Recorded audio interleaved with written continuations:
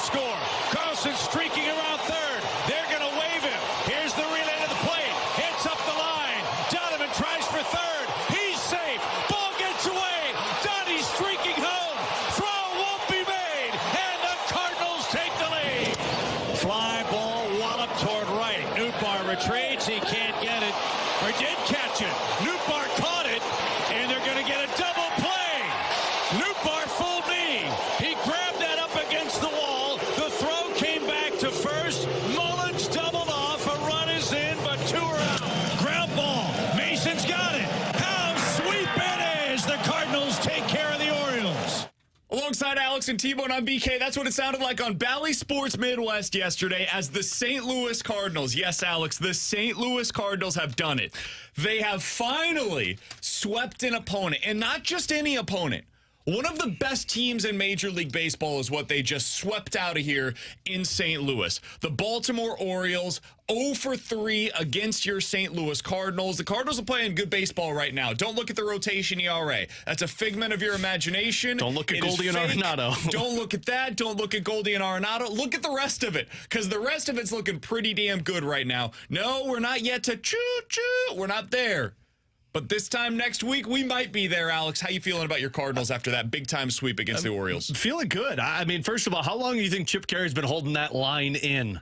I mean, what, it is. 7 opportunities this season, and he finally gets to blurt it out in May. Good for you, Chip. You finally got to say that one. I'm feeling better about this team. Again, I'm not jumping in this train like PK is. I know he's really excited, but he's trying to play patient with this. He's trying to make the girl think that he's not into her. I understand, buddy, but what you did, to me, was the most impressive thing you've done all season. You sweep the Baltimore Orioles, and not just sweep the Orioles, but have to continue game 2 of that set in the same day that you played game 3, where we thought that at least one of those was going to be blown out for you, but the Cardinals found ways to either come from behind or just shut down the opposition. And the part that I really thought was impressive, and I'm not taking anything away from the Cardinals here, I think the Cardinals made the Baltimore Orioles not look like the best team in Major League Baseball. And that's what the pitching staff that didn't pitch all that well. I mean, Lance Lynn went out there and dealt. Sonny Gray found a way to get through it, and Kyle Gibson did somewhat of his job before the rain came in. The bullpen did the most impressive work. Your offense comes through and hits Baltimore's pitching that everybody has been saying how good it's been. I was more thinking after that series, dang, they're saying Baltimore's the best team in Major League Baseball because the Cardinals just made them look like they are not, which to me, that's a massive step for this Cardinals team. Yeah, it was super impressive, especially from the work that the bullpen did yesterday, because you take your shot in game 1, and we talked about that. Do you go to your high-leverage arms knowing you won't have them in game 2? You secure at least a series win, and then you go out and you find a way to piece it together, which, working through a rain delay, by the way, Gibson probably could have gone out there, maybe given them one more inning or at least started an inning for them. But the rain comes through. You get great work from John King. You get the work from Leahy, and you kind of piece it together to Fernandez. Your defense plays well. You're playing aggressive on the base pass, which leads to an inside-the-park home run. They didn't, like, get gifted a win. You know, that maybe a little bit in game 3, but they just kicked the butt of the Baltimore Orioles. That's what they did. Baltimore came to town, and the Cardinals took it to them. And that's really impressive because they are one of the best teams in the American League. They're probably going to win or at least fight with the Yankees for the AL East crown.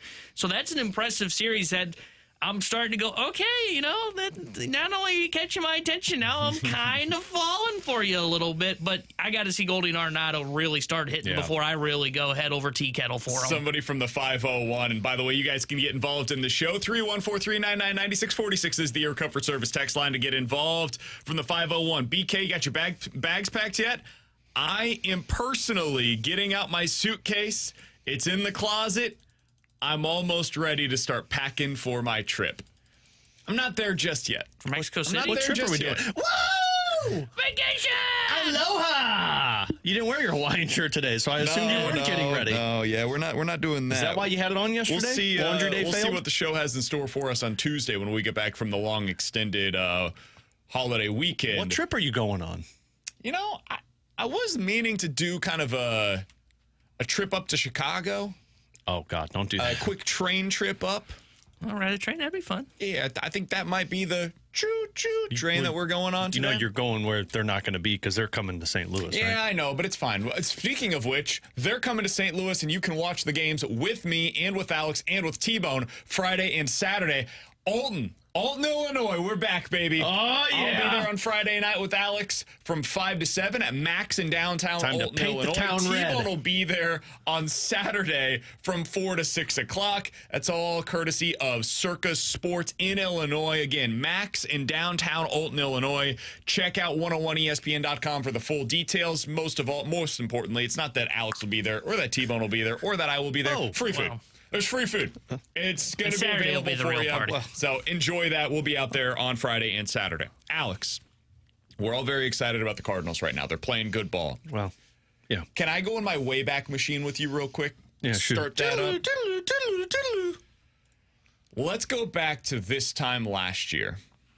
Like this exact time? Roughly, yeah. Pretty much. May 23rd. Mid-May. This time last year. The Cardinals, at that point, were playing some pretty decent ball, you know? Unfortunately, it didn't amount to much. Cardinals started the year last year 10-24. Yeah, it was bad. Then they win 2 out of 3 against the Cubs. Okay. They sweep the Boston Red Sox. Oh. They win 2 out of 3 against Milwaukee. Oh, God. And then they win 3 out of 4 against the Los Angeles Dodgers. Oh, my God. Well, I got to imagine we weren't level-headed during that show. Alex didn't show up for work that Monday. I was probably shocker. celebrating. I was celebrating the Cardinals, am I right? But here's what it sounded like as we got on the air with me and T-Bone. They're doing this against real postseason caliber pitching right now. We are watching the offense that we talked about all offseason. It took a while to get here, but now that we're here, you got a top 5 offense, at least in the month of May, in all of Major League Baseball. This is what the Cardinals were constructed to do. The pitching, there will be some that'll tell you it's getting better, it's stable. No, it's the same pitching. It's the exact same pitching that we've seen all season. The difference for the Cardinals right now, and the reason why the Cardinals have gone in their last, 14 games, 11-3, it's because this offense. It is all about the offense right now. This is why I have trust issues. Glad Why I is it wasn't in a different? clip Is there. it different? That's my question for you guys, and I want to hear from you via the mic drop feature today. Does it feel different this time? Because last year, they were 21-27, Alex, after that big stretch where I just told you they were playing against quality opponents, good pitching, offense looks good, pitching looks bad. Sounds very familiar to what we're witnessing right now with the Cardinals. It's the exact same thing, same timing, everything. Mid-May, that was May 21st of last year. It's May 23rd this year. We are roughly the same spot in the season with the same ebbs and flows of the years. They go 6-15 in their next 21 games after I said that on the radio, coming off of that series against the Dodgers, in which they had won 3 out of 4. Alex, does it feel different to you this time around? No, it doesn't. If anything, it feels worse this time around because at least then you knew what the problem was. You're like, our pitching sucks. If we could figure out our pitching, we're good to go.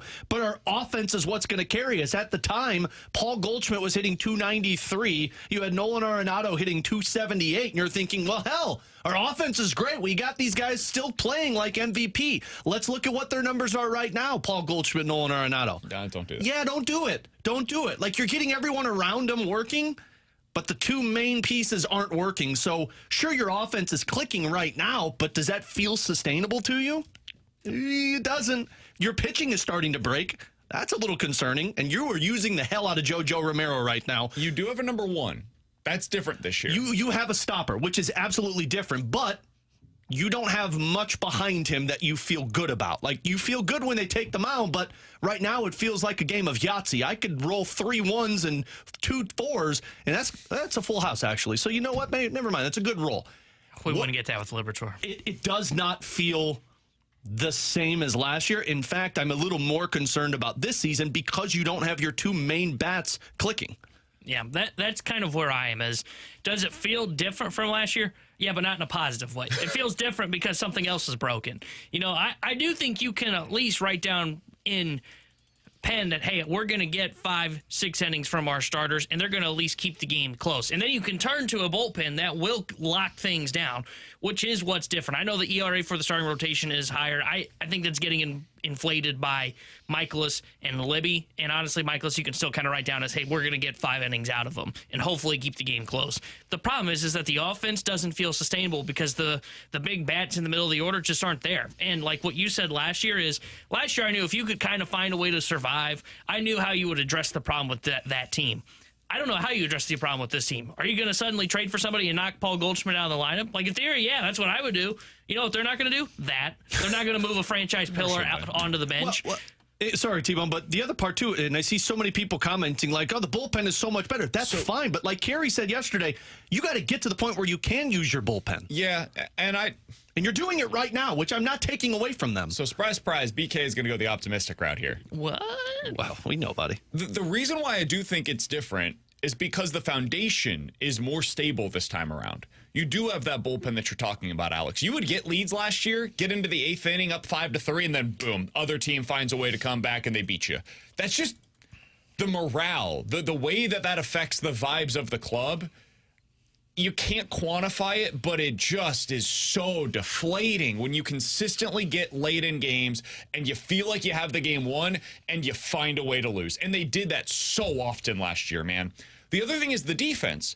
I know they've had a few bad moments. They've got, 9 straight games with an error this year? Yeah.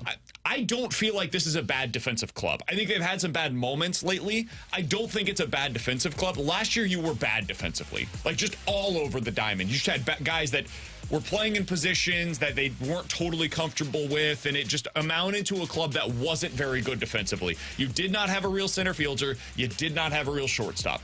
This year, you have both of those things, and you have guys around them that are really good defensively. So that I feel a lot different about. I also think 1 to 4, you're better in your rotation. You're more stable in your rotation than you were last year. Last year around this time, I didn't really know what you were getting out of most of the spots in your rotation. Jack would have one great start and then a terrible one where he just looked awful, couldn't hit the strike zone, right? You knew Jordan Montgomery was going to go out there and give you some good games, but other than that, you couldn't really rely on anybody. I know Kyle Gibson hasn't been perfect. He's been pretty damn good this year, man. Lance Lynn, not giving you the innings you expected. What's his ERA now, like 3-something? Yeah. Pretty good. Sonny Gray's been amazing for you. Yes, Miles Michaelis, not what we all expected him to be. He's been pretty bad, honestly, so far this year. And they've got to get that number 5 starter fixed. But that's why I feel different. I feel like the foundation of the team this year is so much more stable than it was this time last year. You were built on a house of cards a year ago, and it ended up crumbling. I don't feel that way about this team. That being said, the points about Goldy and Arenado, well taken, totally fair. That's part of the foundation. I can't answer for that. It's been bad so far this year, and if it doesn't get better, they're not going to be able to make the playoffs. That's the biggest question that remains, but to me, I do think it feels different this year than it did last year. What would you say, I'm trying to frame this correctly, what would you say this team's ceiling, what would you say last year's team's ceiling was? 75 wins. In terms of, like, are you saying...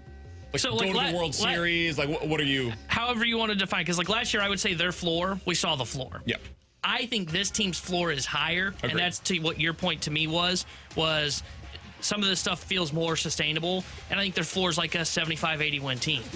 I don't know if the ceiling can get them into the playoffs. So, like, their ceiling's not high enough for me, You know in what my this opinion. feels a lot like? It feels a lot like what we just did from 2 back-to-back years with the Blues. To where one I never fell for that.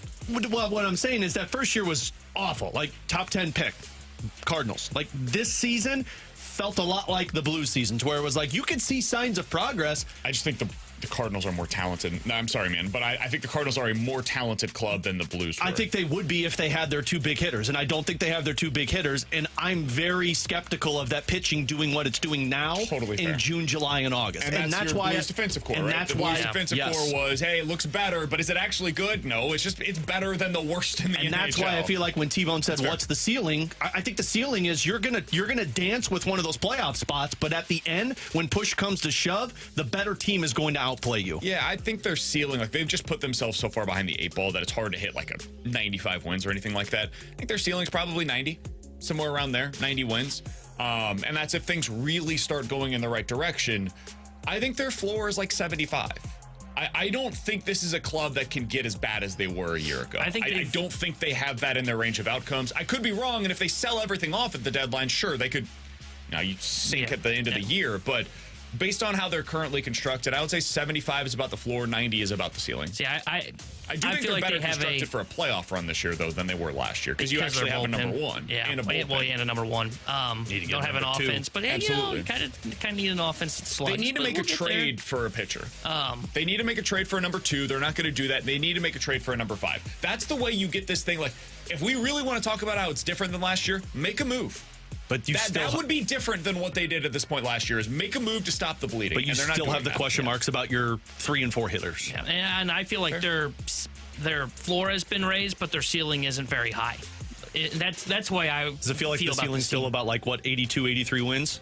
I think it's like 85, so like you can like squint and see them being a playoff team, to where like as long as the NL stays down, they can sneak in, but you don't feel great about them when you get to the playoffs. You feel kind of like you did, and really there's not really a comp for it, because like I felt good about the team going into 22, felt good about the team in 21 because they won 17 in a row and they laid an egg against the Dodgers. This is why I have trust issues. Yeah, I just don't feel like they have a high ceiling with the team that's operating, because the 3 and 4 hitter, that's what you got to fix. And to me right now, their biggest need is not a number 2 starting pitcher. Their biggest need is offense.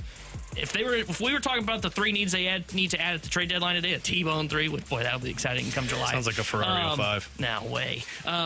It would be offense number 1, number 2 starter number 2. He's Tanner Hendrickson. That's Alex Ferrario. I'm Brandon Kiley. We want to hear from you guys throughout the day today. YouTube.com/101ESPN STL. That's where the Graveyard Chat is off and running this morning. You guys can get involved over there or via their comfort service text line at 314-399-9646. Coming up in the 12 o'clock hour, we will hear from you. We want to get some mic drops on the show today. Are you in? Are you ready to buy into this club? Are you all the way in? And if not, what's holding you back? Are you like T-Bone and Alex? It's got to be the middle of the order. You need to see more from them. Are you like me? You just need a little bit more time because you're so scared of what happened to you a year ago. You don't want to buy in again. Let us know where you're at with that. The mic drop feature is on the 101 ESPN app. We'll hear from you guys in the 12 o'clock hour. But coming up next, Alex, there was a really impressive stretch from the Cardinals bullpen that I always reference back. Ollie was in charge of it. It was that Cubs series in 2022. What they did yesterday is the most impressive thing that I've seen from the bullpen since then. We'll talk about it next year on 101 ESPN.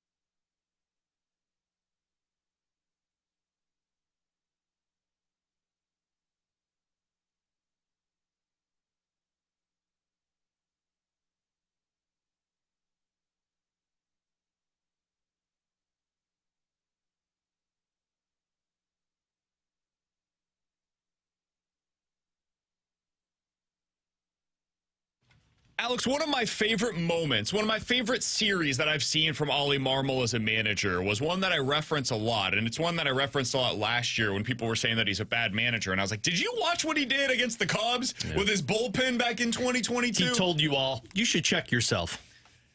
Well, I'm going to reference it again today because what we saw from the Cardinals yesterday, their usage of the bullpen, is the most impressed that I've been by the Cardinals bullpen since this series. Let me take you back. Let's go back to, this is June of 2022, back when things were good for the Cardinals. Been alluding in the past a lot today. They were 29-22 at the beginning of this series, finished 32-23. They were a good baseball team at this point. Man, the times were good. Here's what the Cardinals got out of their pitchers, including starters in that series, Alex. It was 5 games and 4 days in Wrigley Field. Matthew Liberatore in game 1 starts out 3 1/3. Man, he's still the same guy today. See that still. Oh, let's keep him in the rotation. Nick Whitgren gives you 2 2/3. TJ McFarland comes in 1 1/3. Cody Whitley 2/3 of an inning. You lose that game 7-5. Next day, you get 5 innings out of Miles Michaelis. Man, the more things change, the more they stay the same. Zach Thompson comes in to back him up. About this. Zach Thompson gives you 4 innings out of relief that day. That was one of the first times that we had really seen an extended version of Zach Thompson. Liked what you saw that day. Johan Oviedo, 5 innings as a starter. Jake Woodford comes in and gives you 3 out of relief. Then you win this one 7-4. With Andre Palante starting the game, giving you 4. Drew Verhagen coming in, giving you 1 1/3. Ryan Helsley coming in 2 2/3 innings in this one. And you finish it out with 2 innings out of Giovanni Gallegos, 7-4 victory in Wrigley. You finish out the series, 7 innings out of Waino. This one goes to extras. 4 innings of relief by Genesis Cabrera. You had every reliever get a touch in this series. All of them, for the most part, went more than three outs in that series in their respective outing. That is as impressed as I've seen, or as I've been, of any Cardinals bullpen performance in any series in the last 5 years. What you saw yesterday with those guys stepping up in such a big way, that is the second most impressive thing for me, man. Those are not guys that you expect to come through in a situation like that. We're talking about like John King going out there and giving you real key critical outs in a game like that against that team. Kyle Leahy doing the same, and then Ryan Fernandez closing that thing out. Dude, what an impressive job by those 3 individuals coming in and getting you that sweep yesterday. It's the obvious strength of this team, and if anybody is holding on to hope that this Cardinals team can figure it out and make a deep playoff run, the bullpen is why, because there's 2 other guys that we didn't even mention that will be available for you, Riley O'Brien and Keenan Middleton. Yep. So, I mean, you really, and if the Cardinals finally come to their senses and put Matthew Liberatore back into the bullpen, I mean, you legit have 3 separate lines of a bullpen that you feel confident in, that as long as the game is close, you can lock it down. And the fact that you're seeing some of these lesser names come away with big moments, the Fernandez, the Leahys, the John Kings, those guys finding ways to close down games for you, especially against the Baltimore Orioles that you know had to be pissed off in Game 3 that they could not get swept by the Cardinals. Man, they locked things down. It's the obvious strength of this team, and you're right. First of all, credit to Ollie Marmol for, 1, knowing his players, and 2, realizing how he can navigate through that bullpen in that 3-game set. That is not an easy thing to do. But 2, credit to those guys, because you have depth right now in the bullpen. You might not have depth anywhere else, but if your bullpen is this deep, man, either you can make a deep playoff run if your team rights the ship, or everybody is going to be calling you if you decide to be sellers at the deadline because you've got a plethora of arms. Yeah, this is the deepest bullpen that Ollie's had here in St. Louis. And I know that's only 3 years, but even that 22 bullpen, I mean, you just read through some of those names. Cabrera at that point in his career was starting to fall off here in St. Louis and eventually end up losing his role. Whitley, Whitgren, and McFarland all got DFA'd in that season. Like, that bullpen didn't really come together till the end of the season. This one's deep at the beginning of the year, and it's getting reinforcements back. Middleton on a rehab assignment currently. Who knows if we'll see O'Brien again or not, but they've got swing and miss. As Ollie said last night post-game, they've got no real platoon disadvantage when they go to their bullpen arms. And I think every bullpen has to have a ground ball specialist, and they've got that with John King. And if you put Liberatore back into that, boom, you've got another high-leverage lefty that you can bring to. Like, this bullpen currently runs 5 deep, and if you put Liberatore in there, it's 6 deep. And that's the recipe for a playoff success bullpen. And the fact that they can rely on guys to where if Helsley, JoJo, Kittredge were all down for a game, you don't necessarily feel like, oh my, here we go. You're not going to have a chance unless your starter eats 7 innings. I felt that way going into the game yesterday. Yeah. I said that on air.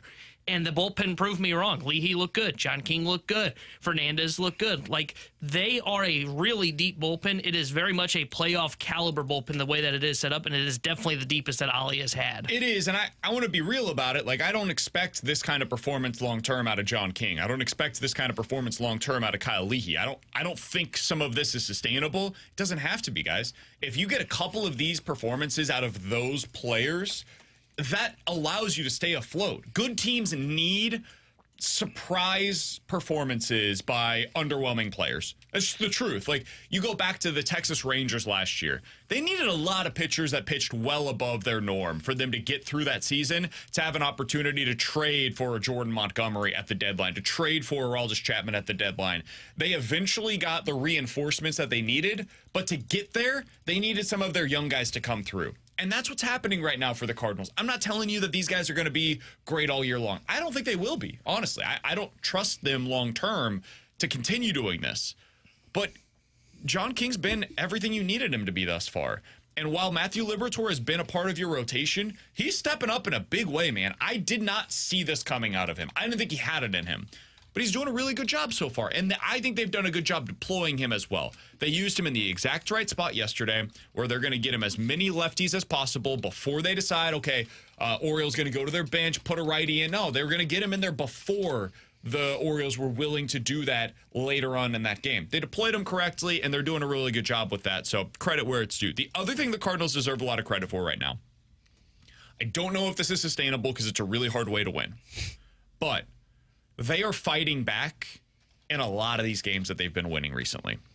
You go back to the very beginning of this stretch of good baseball that they've been playing. It was the final game against the Milwaukee Brewers. They get down in that game 3-0 in the bottom of the first inning. They do not allow another run the rest of the game. They win 4-3. That's impressive, man. You continue from there. They go down 4-0 the next night against the Angels. They win that game 10-5, 8 runs in the 7th inning. Boom, you find a way to win that one. They blew, then, a 5-0 lead against the Angels the very next night. Score 2 in the 7th, Burleson home run. They win that one 7-6. And then finally yesterday, you're down 3-0 in the bottom of the 5th, and you come back to win 5-4. That is a quality, that toughness, that grit, that ability to come from behind that the Cardinals very rarely had a year ago. And I think part of it is because of the bullpen. The Cardinals had 2 different bullpens that they would deploy last year. The winning bullpen and the losing bullpen. And the bullpen that they had when they were losing was one that they couldn't chase the game. They couldn't find a way to come back because the other team would keep adding on runs when you threw your relievers into the game. This year, your quote-unquote losing bullpen, it includes Ryan Fernandez. It includes Kyle Leahy right now who's playing well. It includes John King. It previously potentially would have included Matthew Liberatore yesterday. That's a very different bullpen than what you had in those kinds of situations this time last year. So to go back to our opening segment, that's one other reason why I do feel like it's different than this time last year. Yeah, I mean, I personally feel like when you have that ability and you showcase it, that makes you a more dangerous team because you never feel like you're out of games. And especially if we talked about this bullpen, if you have the ability to come back and fight back into baseball games, it's an element to games that you can always fall back to, especially late in the season when you're thinking like, oh no, we're out of this. Like last year, the Cardinals trailed, they were dead on arrival. There was no coming back, and you were thinking, well, this one's over right now. And now at least you're starting to gain the confidence that, hey, down by 2, down by 3 runs, we've got an opportunity here. But all of this falls back onto Goldy and Arenado because when you lose the Wins and the Burlesons and the Gormans and the Newparts that are gaining confidence, if you don't have your big hitters, that's when you start to feel like you're dead on arrival. Because we do know those guys are going to go through a slump. Absolutely. They're going to. They're young hitters. The league's going to make adjustments. Like, this is going to happen eventually. And when that happens, you need, not if, when, you need somebody that you can hang your hat on and say, hey, this guy's got us. The Dodgers, they've got a bunch of guys that are like high peaks, low floor hitters in their lineup. They did that on purpose. It's smart. They go out and get Teoscar Hernandez because when he's hitting well, he's hitting like 6 home runs in a 12-game span. You're winning those games because of Teoscar Hernandez, and it's adding a ceiling to an offense that already had a pretty high ceiling. You don't need a floor because that's provided by Freddie Freeman, Will Smith, Mookie Betts, and Shohei freaking Ohtani. That's the floor. The floor is from those guys because you know what to expect every single day out of them. You raise the ceiling by the other guys. That's supposed to be similar, not to the same degree, but similar to how the Cardinals are constructed, where the floor is Arenado and Goldy, and the ceiling is, hey, what can we get out of Mason Wynn and Alec Burleson and all of these young guys that can be patched in around them? Unfortunately, right now, the Cardinals do not have that built-in floor, and so they're using all of these contributions from Gorman and Wynn and Burleson and everybody, and that's creating what this offense is right now. It's just it requires everybody to be pitching in. And if there's a couple of bats that go cold here, it could change very quickly. So let's say you're seeing the ceiling right now. Yeah, probably. Oh, that's good to have in May. What happened last year when they saw the ceiling in May? I do think if and when Wilson Contreras comes back, and this is why it's so important that this is happening right now, he could potentially add another element to that floor. But you got to imagine you need at least one of Goldy or Arenado to get going. But you got to imagine even if it's just one of them. When Wilson comes back, it's going to be slow out of the gate because he's missed so much time. It could be, and you just never know what it's going to look like when you've got any kind of a wrist or hand injury, like what that's going to mean for his power. Those are not something worth messing with, and it can be scary coming back from those. Good news is Tommy Edman's going to be back soon. There you go. That can help out. Dylan as well, Carlson's going to get more playing time. No, that would not help. He's Alex. That's Steve on BK. Coming up in 15 minutes, we'll get to questions and answers. NFL Quick Hitters is next here on 101 ESPN.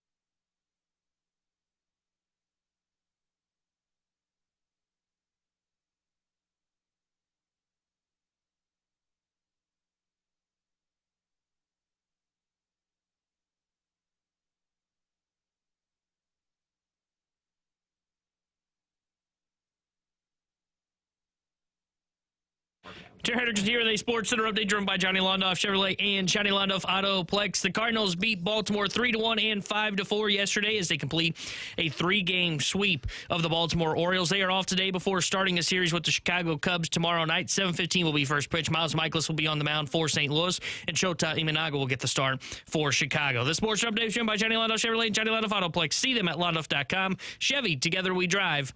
Are you kidding me?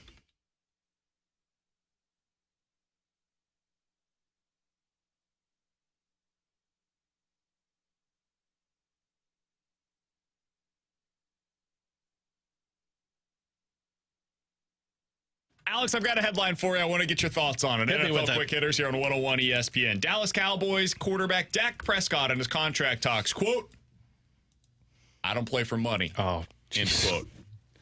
Dak. Oh, here, I'll get the sounder for that quote ready. Dak, didn't you Quote, see what never happened? have I cared for it, to be honest with you. Yeah, would give up all the money just to play this game. Oh, I allow the business people to say what it's worth, what they're supposed to give quarterbacks of my play, my person, a person of my play. I don't know what that means. That's a not a leader for sentence. my play. For me, it's about controlling what I can control and handling that part. The rest will take care of itself. didn't you see what happened to Chris Jones when he stood on stage at the Super Bowl and he said, "I'm coming back no matter what"? Well, he got a very large payday. Yeah, he did.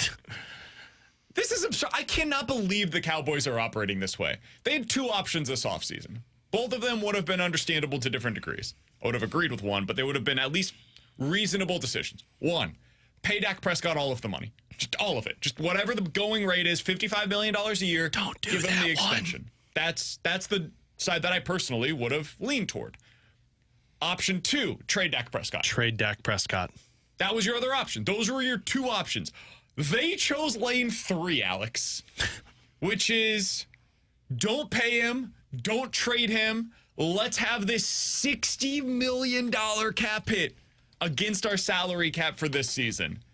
This is lunacy. The way that they're operating with Dak Prescott on a contract year, they still have not gotten a contract done with CeeDee Lamb, and they still have, moving forward, a massive Micah Parsons deal that they're going to have to pay as well, and they've already paid Trevon Diggs. I think Dak Prescott's going to go elsewhere, man. I think you're watching the final season of Dak Prescott as the Dallas Cowboys starting quarterback. I think you should have. You're going to put yourself in a bad spot because I think you should have pounced on that during the draft. You should have seen if you could have traded him to get a high draft pick or maybe go out there and sign a different quarterback.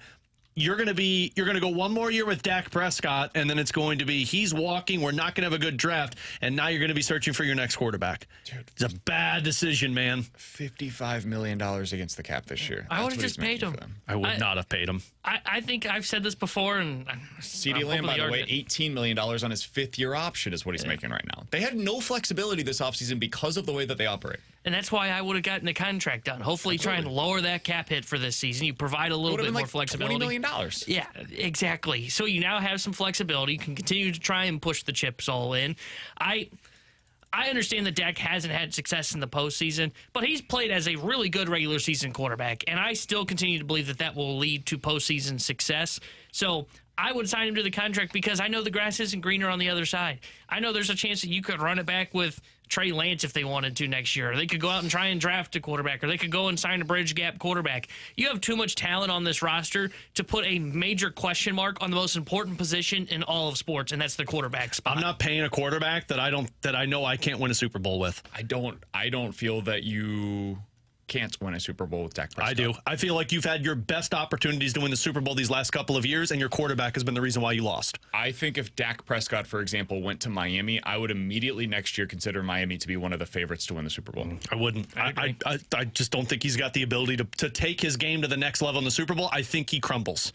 Interesting. And I'm not going to pay that guy $55 million and put myself in a bad spot where my quarterback has to win me football games in the playoffs. If the Rams, for example, if Matt Stafford decides next year to retire. This is such a Rams move, too. And Dak Prescott became available, the Rams could sign Dak Prescott, and I would be like, yeah, they're a Super Bowl contender now. Yeah.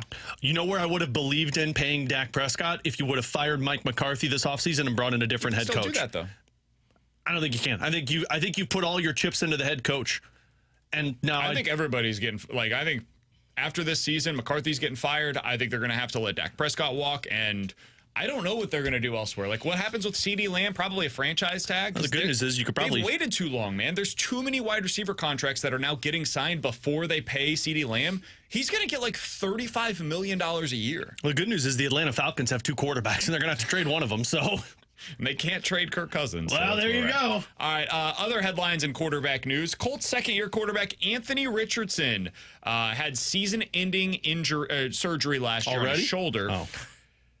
He said after the first day of camp, quote, "Some days I feel amazing, and some days I wake up like, dang, man, my shoulder's a little achy." Oh, good. Come on. Why are all these quarterbacks saying stupid stuff right now? Yeah, don't they take media training? Someone shut them up.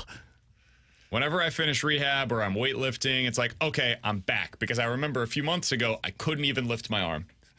He's the equivalent to BK where he's like, I'm back, baby. Oh, wait, no, I'm not.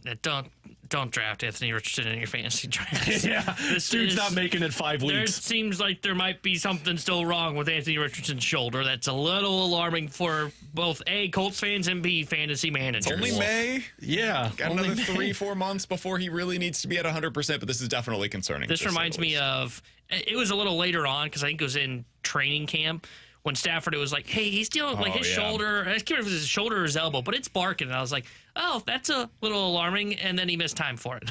All right, final thing here. ESPN.com put out a piece earlier today on which division is the most intriguing heading into 2024 in the NFL. Alex, they went with the NFC North. They view the NFC North as the most intriguing divisional race this year. What would you have at the top of your list? I think it would be the NFC North. I don't see a better division than what that one is set up as. I don't buy into the Jordan Love hype, but I think Green Bay's better than Minnesota. And I think Chicago could be a playoff team. I'm starting to buy into it. I think the Bears and Lions are going to be such a fun rivalry this year in that division. You have 3, and if people believe in J.J. McCarthy, I don't, 4 potential playoff teams in one division. That is going to be the best division this season, and I can't wait for it. I will stick in a North, but I'm going to the AFC side. I'm going the AFC North. Baltimore, Cleveland, Cincinnati, all 3 of those teams have a chance to be legitimate contenders this year. Now, I don't believe in the Browns to be a Super Bowl contender because I don't believe in Deshaun Watson. But that team's so good defensively, man. And they've got a great running game. They've added some weapons this offseason. They're going to be a tough out for anybody. Ravens and Bengals are 2 of the 3 top contenders in the AFC. That would be my pick. If Anthony Richardson would have just kept his mouth shut, I could have seen how the AFC South would have been interesting. But you got a banged-up quarterback, a bad quarterback, and then an awesome quarterback in C.J. Stroud, and then a team that doesn't have a quarterback. So I do like the NFC North, but I actually am not as hyped about the Chicago Bears because I think there's going to be a learning curve for Caleb Williams, and it almost feels like there's too many weapons, which feels like a bad recipe. Never. And the AFC North, I can't buy into because I don't think Cleveland, I think you're seeing a major step back for Cleveland this year, and that Pittsburgh team, AFC South is intriguing. I would go AFC East for me. Okay. Now, New England, you can write them off. But they do have a rookie quarterback, so there's a little bit of intrigue as to how they're going to handle Drake May. You've got the Miami Dolphins, who I think we can lock in as already like an 11-win team, and they could have a higher ceiling of this version of the Miami Dolphins. Exactly, and they're fun to watch with the speed that they have with Hill and Waddle. You've got Buffalo, which has some question marks, but you still have one of the top 5 quarterbacks in the NFL in Josh Allen, so he can keep them competitive in that division. And you've got the New York Jets, who are finally going to be back at full force with Aaron Rodgers, and they had a solid offseason. So for me, it would be the AFC East. I think that's the most intriguing division. I would hear an argument on both North divisions and the AFC South, but for me, the East is more intriguing, and maybe it's just because Aaron Rodgers is returning, and we finally get to see what the Jets' vision was. He's Tanner Hendrickson. That's Alex Ferrario, and I'm Brandon Kiley. 314-399-9646 is the Air Comfort Service text line. Questions and answers coming up next.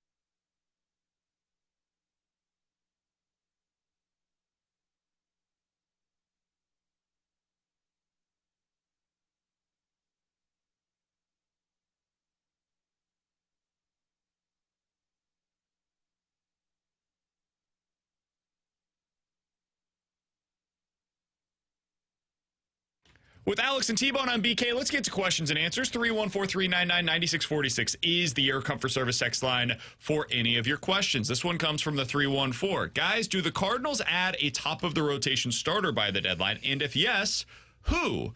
The Marlins feel like a team that could be selling everybody off. Is there anybody on their team that you would be interested in? Thank you for the question. Could they add a top-end starter? No. Sure. Do I expect them to? No, because I'm not falling for the same things that I've fallen for in recent seasons. This is just not a team that operates that way within a season. Like the last time that they made a true splash at the deadline that way was like Matt Holliday. It was almost 20 years ago now. So I'm not anticipating a front-end starter. I think somebody like a Jose Quintana would be much more likely for this team. Yes. I mean, if you're asking for a top... Mets are out of it. They're 21-28. If you're asking for a top-end starter, I mean, just look at the team now. The team needs a number 5 starter, and instead of going out to get one, they're just going to stick with the same guys. And if your offense is the reason you're in a playoff conversation, you think Mo's going to be like, yeah, we'll trade our offense to go get a number 2? I don't see it happening. Yeah, I can't see them making the move for number 2 because they haven't made that splash since Holiday. There are intriguing names out there, but they're not going to do it. I can't see them doing it. Honestly, again, I said this earlier. I don't think a number 2 starter is their biggest hole right now. I think it's offense. I agree, but it's their most fixable hole. Yeah, I don't think you could do anything about your offense. The problem for me is by adding right now a number 2 starter, if the offense isn't there to support it, I don't know if you're basically selling away assets for something that, yeah, you need to fill and fix, but you're not going to get the return that you want on it because the offense isn't going to be able to get you further in the postseason. But if you have another elite pitcher, you're talking about in a best of 5, you have 2 guys that are going to shut things down, and then you hope your bullpen can win you the other one. Benefit of time, too. Yeah, I mean, you just hope your offense can score a couple runs. Better for other days because you have to use them less if you have that legitimate number 2 starter. And I didn't say a guy that's on an expiring deal either. It might be somebody that helps you build for the next couple of seasons as well. You're not just building for the here and now, but also for the future. So I could see the argument for it. It makes a lot of sense to me, but I don't think that's something that the Cardinals will do. Again, I think Jose Quintana, somebody that is familiar. We know how much this team believes in familiarity with what it means to be a Cardinal. Matt Carpenter, Lance Lynn, guys that are from the area, they value that stuff. Jose Quintana is somebody that could provide it, and the Mets are not good. I bet you they punt on the season sooner rather than later. From the 314, guys, do you believe Sonny Gray will start at least one complete game this season? No, I don't think so. And I don't think it's because he can't. I think your bullpen is so strong that unless he's got a no-hitter going through 8 innings, I think the Cardinals are going to do what's best for Sonny Gray long-term and keep him on a decent number throughout the season and let the bullpen do their job. I'll say he does.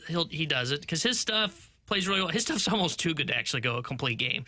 And the reason I say that is because he's such a strikeout guy, and his stuff is so unhittable that he might end up throwing more pitches than he means to, even though he's attacking the zone. I've been impressed and a little surprised, honestly, by his pitch efficiency for the most part this year. He's done a good job with that. He's a guy that is an ace, but is also a pitcher, to where he is clearly reading what batters are doing and has so many different pitches that he can throw. I'll say he can do it, but it's going to be very tough to do it. His last complete game, I think he had one with Minnesota, if I'm not mistaken. I could be wrong, though. Took place, let's see here. Man, it's been a while. Yeah, it's like 2015. Oh. Who was he with then? Cincinnati? Yeah. Oakland, excuse me. Against the Cardinals? It was with Oakland. Yes. He did not have any starts of at least 8 innings with Minnesota. Yeah, the last time Nice do. The last time that he won at least 8 innings was 2019 with Cincinnati. Oh, he did it once with them. So do. I'm betting the do factor. I'm going to say, based on that history, no, I do not think that he will give you a complete game. The one time you go by the numbers. Yeah, the one time. All right, 314-399-9646 is the Air Comfort Service text line for questions and answers. Last one here. Guys, who do you think will make the next start in Libertor's spot in the rotation? Matthew Libertor. I'm still like not Saturday, but the next one. Do you Matthew think they'll Libertor. continue going to Libby?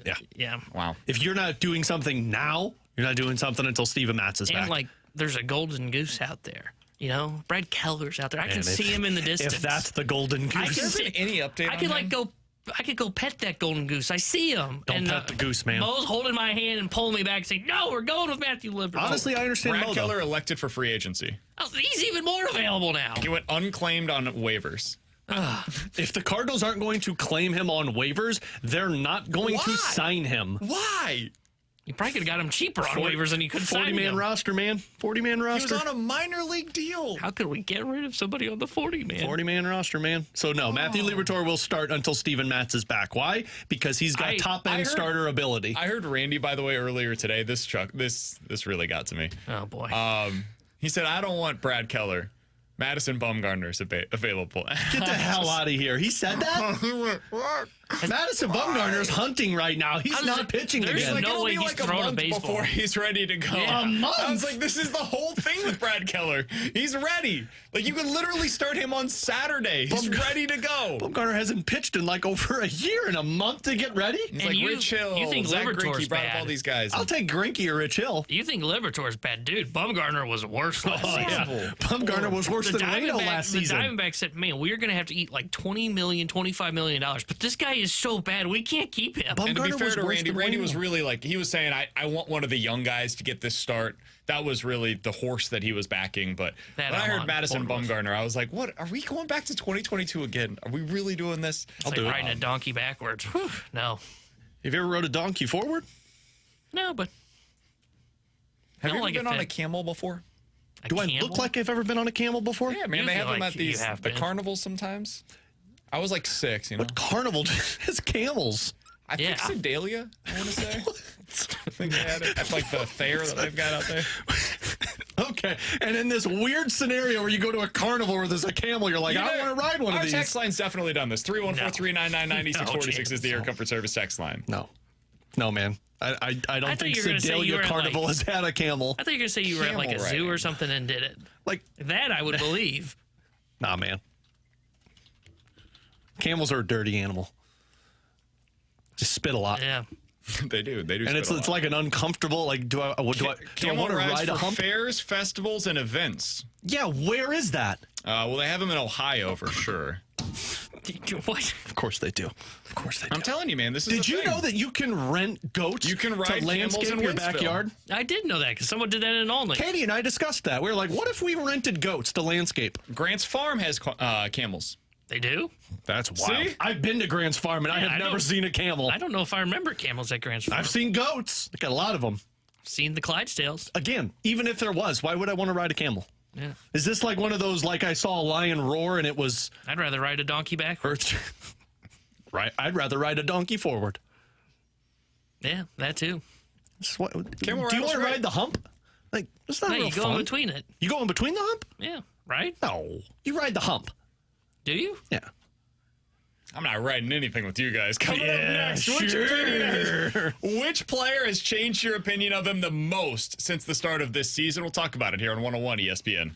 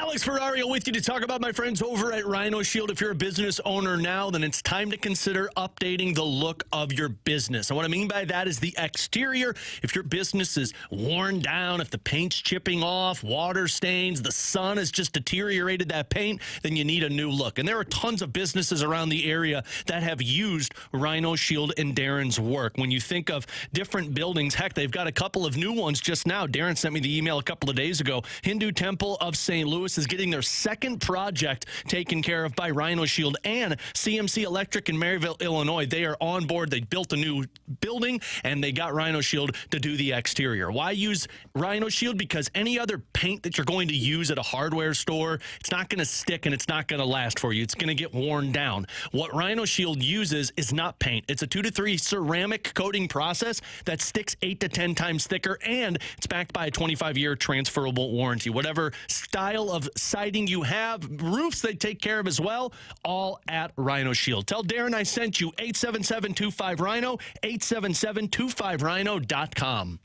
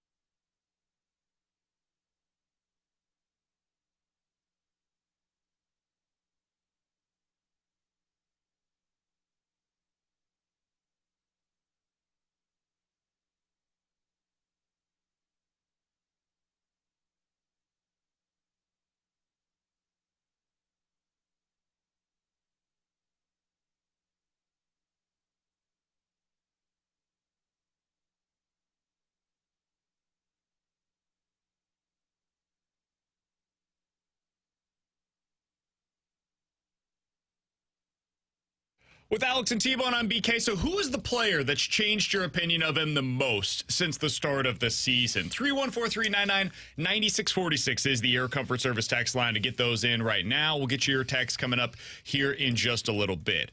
Alex, I want to get to you last because I know who yours is, and I want to spend a little bit of time on that one. But T-Bone, for you, who's the player that from where you were on him at the beginning of the year to where we are today, your opinion has changed the most on? So mine's going to be more negative, so it's probably better that we are going with Alex I last. had a negative one too, but I want to see what yours is. My negative one is Nolan Arenado. Oh, damn. I can no longer deny that he is a, quote, not a winning player. And I felt that way for the longest period of time. And look, we brought that up in our purge, and that's right, I'm still purging today. Oh. But after a sweep. Arenado's power is gone. Nolan Arenado had the comments in the offseason that we talked about the young guys, and then he tried to walk those back, and now he's showing up and he's not playing well. And for me, I don't know if there's an injury going on behind the scenes that we don't know about. I don't know if it is he's hit the age curve and it's hit him hard all of a sudden and all his power is gone for the long run. Maybe he'll turn this around. But I've lost a lot of faith in what Nolan Arenado was from the day that they acquired him a couple of years ago.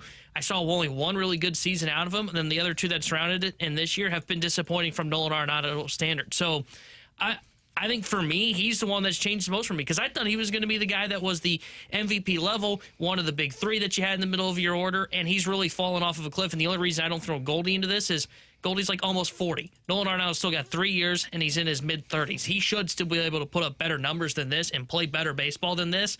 And right now, I'm losing a lot of faith of him being a guy that can carry the Cardinals into the postseason. It's totally fair. There's like no signs of life there. Yeah. I mean, he's been the same player all year long where he's hitting for average. He's still doing that. But the power numbers, whether you're looking at the expected stuff, the average exit velo, there is nothing to suggest this is going to get better. Now, it might. It very well may end up getting better because you look at the back of the baseball card and he somehow always finds a way back on track. But so far this year, it's been every bit as bad as it looks to the naked eye. There is the under the hood numbers.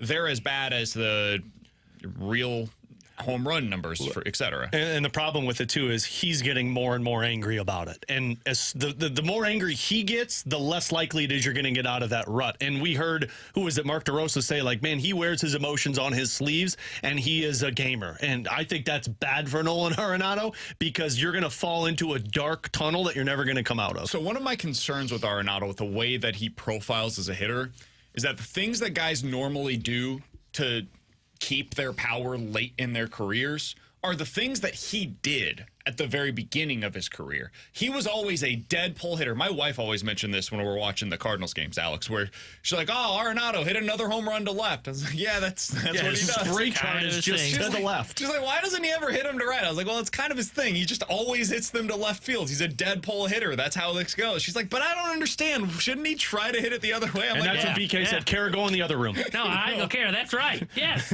Well, the problem is this year he's hitting it the other way, but he's not hitting the pull power the way that he has in the past. But there's no real adjustment there. Once you've made that adjustment and you've optimized your swing to get the quote unquote optimal results of just a ton of pulled balls in the air, there's nothing left for you to do. That's the thing that people do when they're old, because that's the way to get to the most power possible. And he's already done that. So what's the next thing? How does he get back to that? I don't know, man, but it is definitely concerning. I think it's more than fair to say that your opinion has changed on him. All right, I've got one that we can get through real quick, and then I want to get to Alex's. I don't know how much you guys are going to agree with this.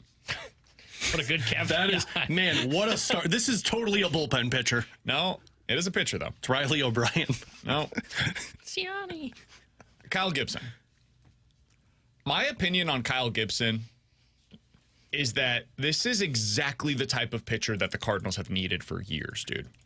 He is a guy that goes out there and every single time that he gets on the mound, I just write it in pen he's getting through 6. I don't know how he's going to get there. It's not always the prettiest way to get there, but he finds a way to get through 6. And it's only not happened for him one time so far this year. Every other start that he has made it through at least 6 innings on the season. He is a guy that also, when you're watching him pitch, it almost feels like he's pitching to the game situation. And I don't know if that's true or not, but it feels that way as I'm watching the game, where it's like, okay, Cardinals are up 7-1. I'm going to go out there and pitch to contact now because I don't need to chase strikeouts. I have a 6-run lead. I need to get deep into this game so I can help the bullpen for tomorrow. And that's just, there's so much value in that doesn't necessarily show in the numbers, because he might end up allowing more runs that way than if he was chasing the strikeouts in that game. But the end result for the next day starter is I'm allowing my bullpen to stay fresh because we didn't have to go to guys in the 6th inning. I can get through 8 now because of the way that I'm pitching. So I've gained such an appreciation for the way that Kyle Gibson pitches by watching him every 5th day instead of just looking at the back of the baseball card, the numbers that you get at the end of the season. They're never going to jump off the screen. He's going to end probably this season again with a 4-something ERA.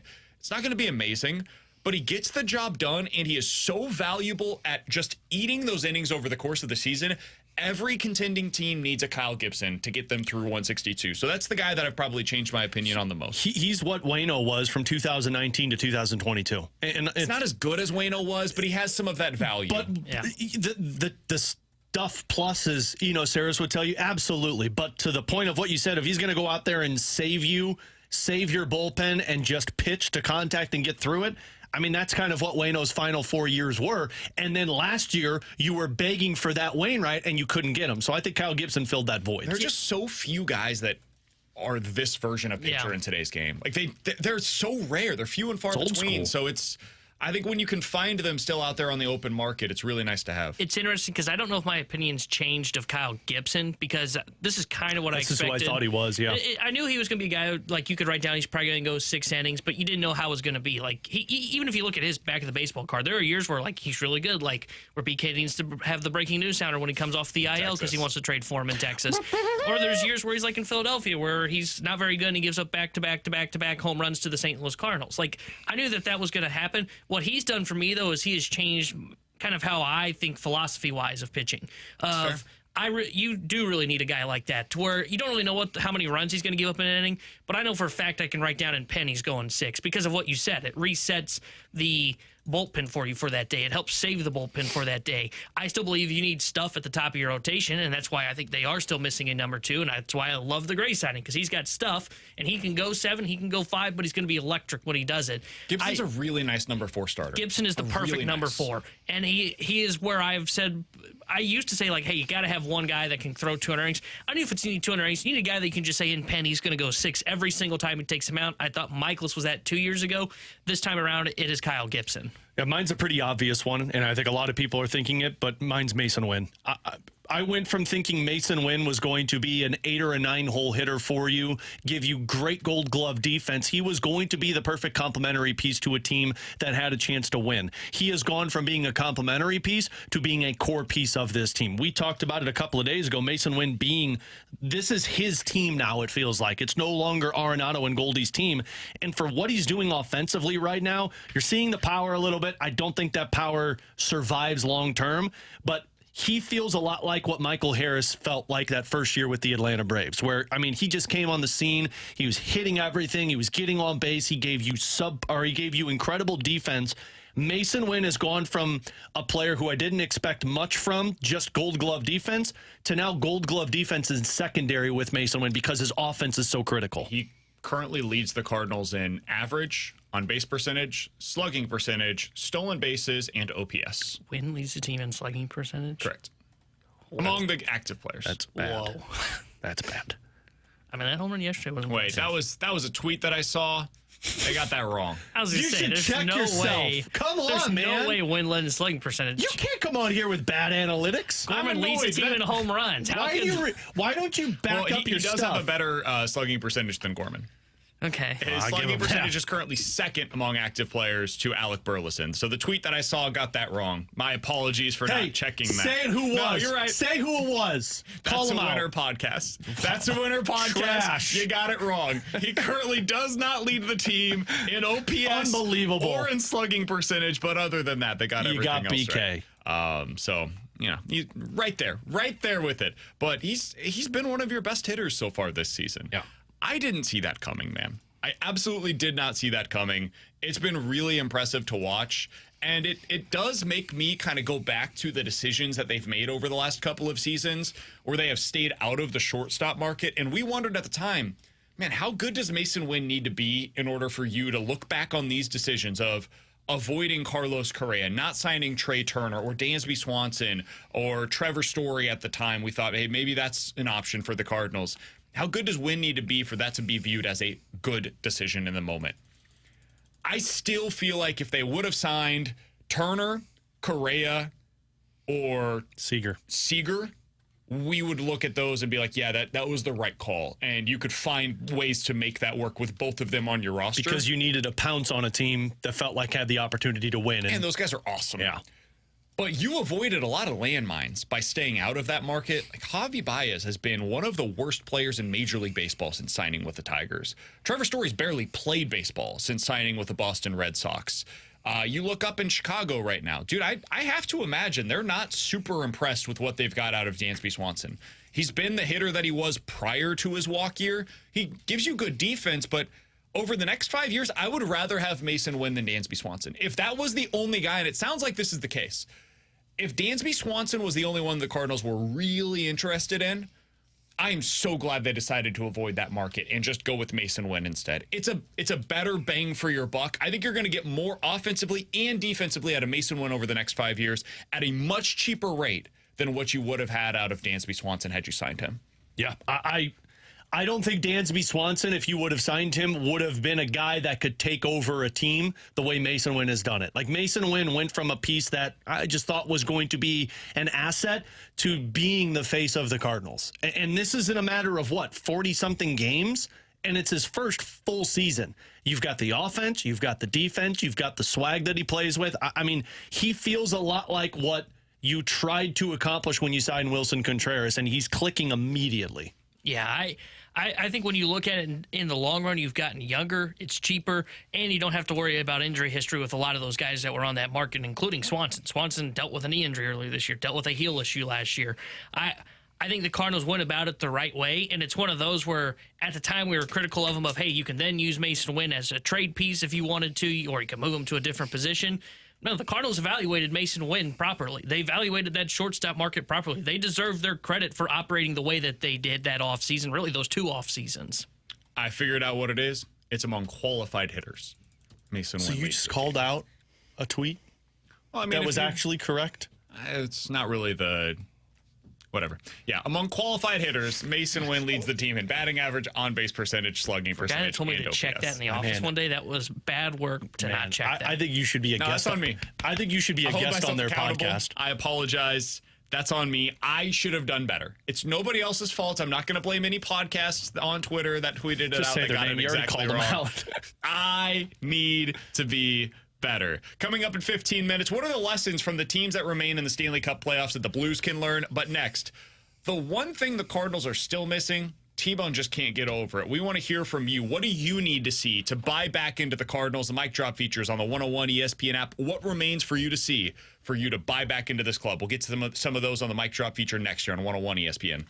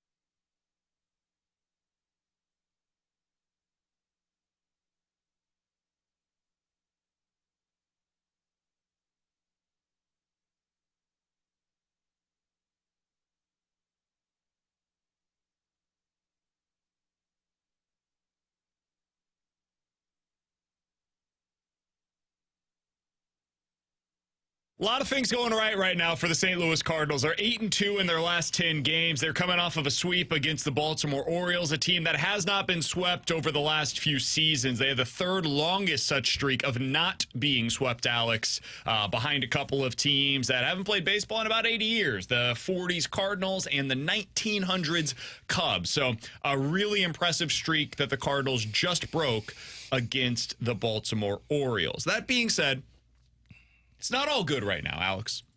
There are some real question marks despite them playing better ball overall. When you look at the two guys in the middle of this order, I heard yesterday Jamie was talking about this on the Fast Lane. They were talking about whether or not you believe in the Cardinals to be a division-winning club. And Jamie brought up, well, yeah, look at them. They got two Hall of Famers in the middle of the order. And he's right. Like they have two potential future Hall of Famers and Goldy and Arenado in the middle of their order. The problem is they're not playing like that right now. Paul Goldschmidt in the month of May, when there were signs of life here, Alex, is batting 175. He has a slugging percentage this month of 280. That is good, quote unquote, for an OPS of 525. Nolan Arenado in the month of May, batting 265, has an on-base percentage below 300 and has a slugging percentage right at 400. Those guys both have an OPS of 700 or below. Goldy well below 700 at 525. We asked at the beginning of the show, are you ready to buy in yet? Where are you at with this team? And T-Bone said the one thing that's holding him back is the lack of production you're getting from Goldy and Arenado. That, for me, is the single biggest remaining question moving forward. Can you start to get better contributions from those guys? I don't need them to be prime Goldy and Arenado. I don't need them to be 2022 when they hit or legitimate MVP candidates and Goldy wins the MVP. I don't need them to be that version. But can you be good 3 and 4 hole hitters? Can you give me a little bit of slug? Can you guys finish the season with something around 25 home runs? If you can do that, I can fully see how this team ends up getting back into legitimate contention.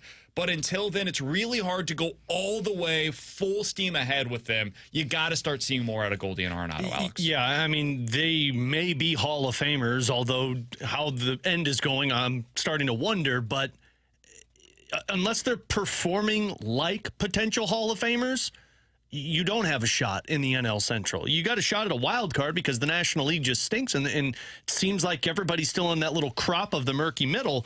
But unless you start getting the best out of Paul Goldschmidt and Nolan Arenado, and I'm not saying from now until the end of the season, but on an extended stretch consistently, if they're not performing like middle of the order bats and you can convince yourself as to why one of those guys should be hitting in the 5, 6, or 7 spot, then you don't have a shot. And as much as I love the fact that you've won 3 straight series and you just swept the Baltimore Orioles, you watch how they did those. You were kind of gifted the Angels one. The Red Sox one was very impressive offensively. And then this one against Baltimore, pitching just dominated.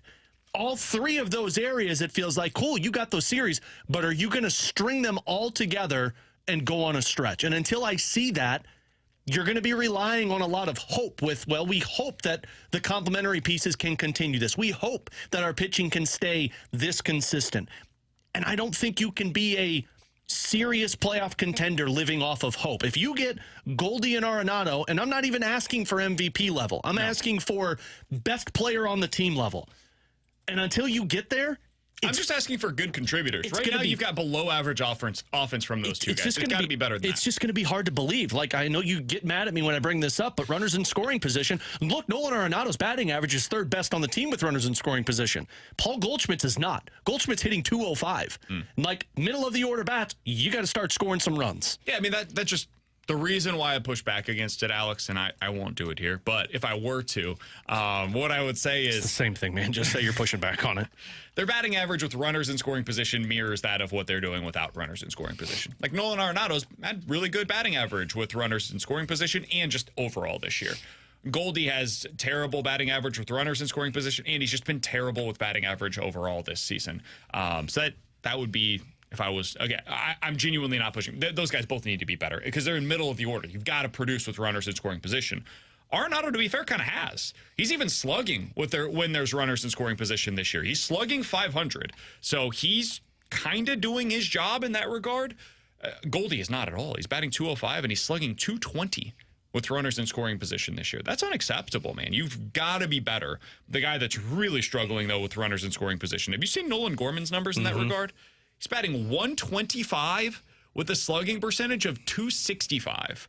He has been atrocious, and that's in 46 plate appearances. So that's the guy that's really got to get going there. All right, we want to hear from you. The mic drop features on the 101 ESPN app. We asked the question, what do you need to see in order to buy back into the Cardinals, or are you already there? T-Bone, let's get to the mic drop feature. Let's start out with Janet, if you don't mind.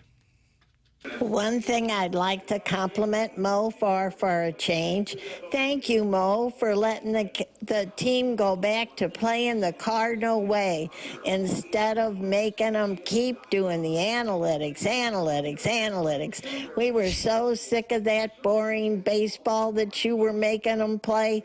Thank you for backing off and letting them play Cardinal baseball. Good for you, Mo. Now get us a starting pitcher.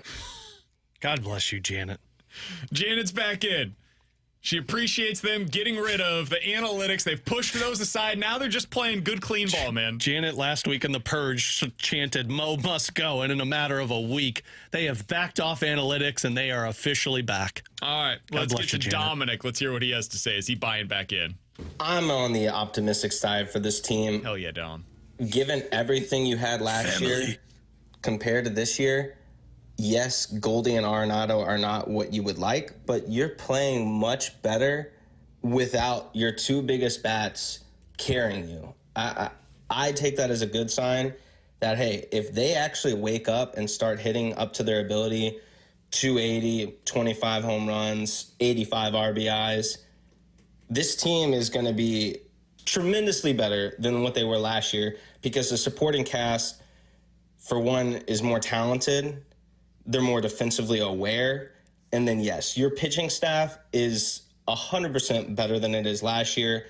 It's built to contend every day. Do you have aces and strikeouts and everything like that up and down? No. But you got guys who are going to give you, to be honest, 6 innings almost every single time. And they're going to give you a chance to win. You got a bullpen that can hold its own. You got 2 guys that give you 6 innings, and one of them is a maybe. And Goldy and Arenado aren't going to hit 25 homers. Yeah, I was going to say, if you're hoping for 280 and 25 home runs. He's definitely going to live longer than me because he's more opportunistic. But he's right. If you get Goldy... Opportunist. He said it 3 times when you were out, Alex. And I was like, hey, man, you're looking for optimistic. He was like, yeah, that's the word. At some point, you got to just give up on trying it, man. You just say, we're done with it. It's like me with like semicolons. There. Yeah, just give up on it. Just give up on it. Either way, he's going to live longer than me. But he's right. Like, that's where we're at. If you'll get Goldy and Arenado hitting 280 and 25 home runs each, then yes, this team can compete for an NL Central title. But do any of us believe they're going to hit 280 and 25 home runs? Arenado's on pace for 10 home runs. Nice. That's a massive, that's a Hall of Fame tear to end the season if you're going to get to 25. Goldie's on pace for 13. Oh, so, hey, we are almost there. Just double what you're on pace for, man, and you'll get there. The thing is, with both of them, they could go on a weak stretch where they hit 5. I don't see it coming, but we all know they have the capability of doing that, so that's why I'm not completely writing it off. But if you set the over-under at 20 home runs for Nolan Arenado and Goldy, like I would take the under. Each, I think the smart money that, like if Circa set these numbers, I bet you they would set heavy juice on under 20 home runs for both of those guys this year. And it would be more than reasonable. That's probably where the smart bet would be placed. If they get over that, though, that's where we're really talking about a contender again. I do agree with most of what Dominic said there, though. Like, I think this is just an overall better constructed roster than what they had a year ago. Yeah, I don't think anybody's denying that. They have serious questions as their number 5 starter. They have legitimate questions on if Goldy and Arenado can get back to form. But other than that, man, the construction of the roster makes a lot of sense. Question on your number 2 starter. Yeah, fair. No, totally fair. I think you have as a contender. Yeah, they've got guys that can be that during the regular season. They need to add on for the playoffs. Yeah, I agree that it probably is a better roster, but I'm not sure it's a better roster that can get to the playoffs. Yeah, because like better roster could mean 78 wins. It feels a lot. It feels a lot like what last year was, to where you go on this tear for 4 or 5 series where you feel like they figured it out, and then something happens, and then they fall apart, and you got to take 2 months to get your confidence back. Go play well against the Cubs, and I'm in. I said it before. I'm in too. I said it before. I can't be a fraud. Like I said, hey, if you go out there and you win like 6 out of 9 against Boston, Baltimore, and Chicago, and you're playing well through that entirety of those 3 series against quality teams, it would be wrong of me not to start buying into the club. Well, you've won 5 out of 6 so far. You only need to win 1 more to get to the 6 wins that I had suggested prior to this 3-series stretch.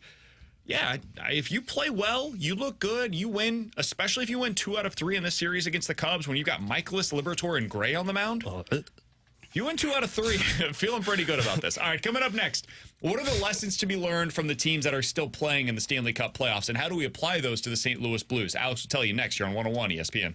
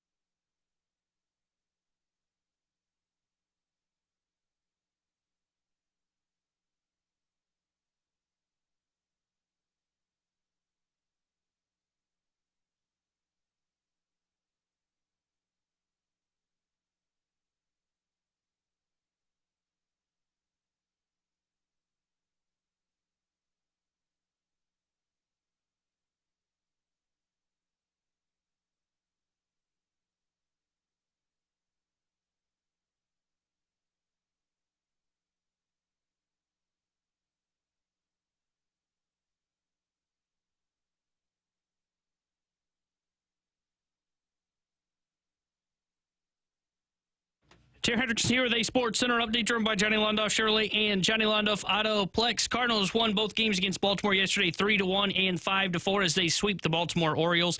They are off today before they start a 3-game set with the Chicago Cubs tomorrow. 7:15 will be first pitch. Shota Imanaga will get the start for Chicago, and Miles Michaelis will be on the mound for St. Louis. The Sports Center update is driven by Johnny Londoff Chevrolet and Johnny Londoff Autoplex. See them at londoff.com. Chevy, together we drive. Are you kidding me?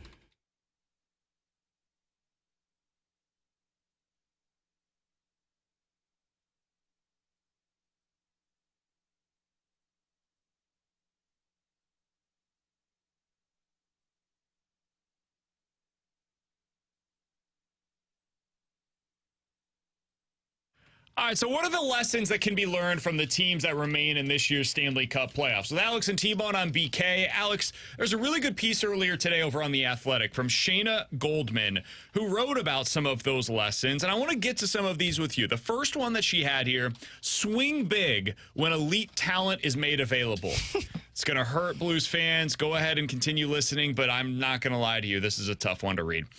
This is what the Panthers did when Matthew Tkachuk became available via trade. Sure, they had to give up a lot, but they made out with the best player in the deal, and he has helped to transform this lineup, end quote. Alex, how can the Blues apply that? Is there something that you foresee happening this offseason that would fit into this criteria, in your opinion? Yeah, I think there's a lot of those guys that fit into this criteria. And frankly, I think this should be priority number one this offseason for the Blues. Frankly, to try and get the defenseman would make the most sense. But you're talking about the other Tkachuk. You're talking about Mitch Marner if he's available. You're talking about Shea Theodore if he's available. I think those players are elite talents, not to the same level that Artemi Panarin and Matthew Tkachuk is, but I would say the next tier down they are. And if you look at what the Florida Panthers did, they lost in the first round 2 consecutive times before they made the trade for Matthew Tkachuk. And that's when they took off and made it to the conference final, Stanley Cup final, and then, of course, this year. This is an opportunity, and I've said it before, to make progress with this retool. You go after an elite talent that's available to you to swing big. And I think there's multiple guys that are available this offseason that are swinging big for elite talent, but are also in the same time frame as the window you're hoping for. The reason why I think this is if you're going to swing big, the guys that you probably include in those trades are Pavel Buchnevich or Jordan Kyrou. Yep. And the reason why this is the time to capitalize is because of the contract status for those guys. Pavel Buchnevich is entering the final year of his contract before hitting free agency. Andy's 29 years old. He's in the prime of his career. If you're going to trade him, now's the time to do it. Jordan Kyrou. He's coming off of what is kind of the eye of the beholder type of a season. If you want to trust the underlying numbers, if you want to trust the talent, if you want to trust, hey, look at the goal production, it's there for you. If you want to look at some of the other stuff, flails at everything else that's over there, yeah, there's a lot going on there. Well, next year is the final year of his contract in which he does not have a no-trade clause. So if you're going to trade him and you want to get the best return possible, you want to send him to Ottawa or Winnipeg or one of these teams that's not a typical free agent destination, Columbus, etc. Well, now is the time when you have to do that, because next year he can block any of those deals. He can say, I don't want to go there.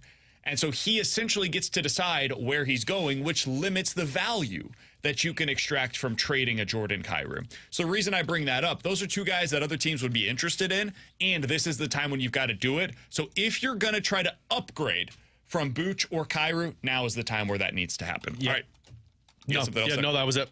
Next one up. Development is not linear. This is something that I think really applies to the St. Louis Blues.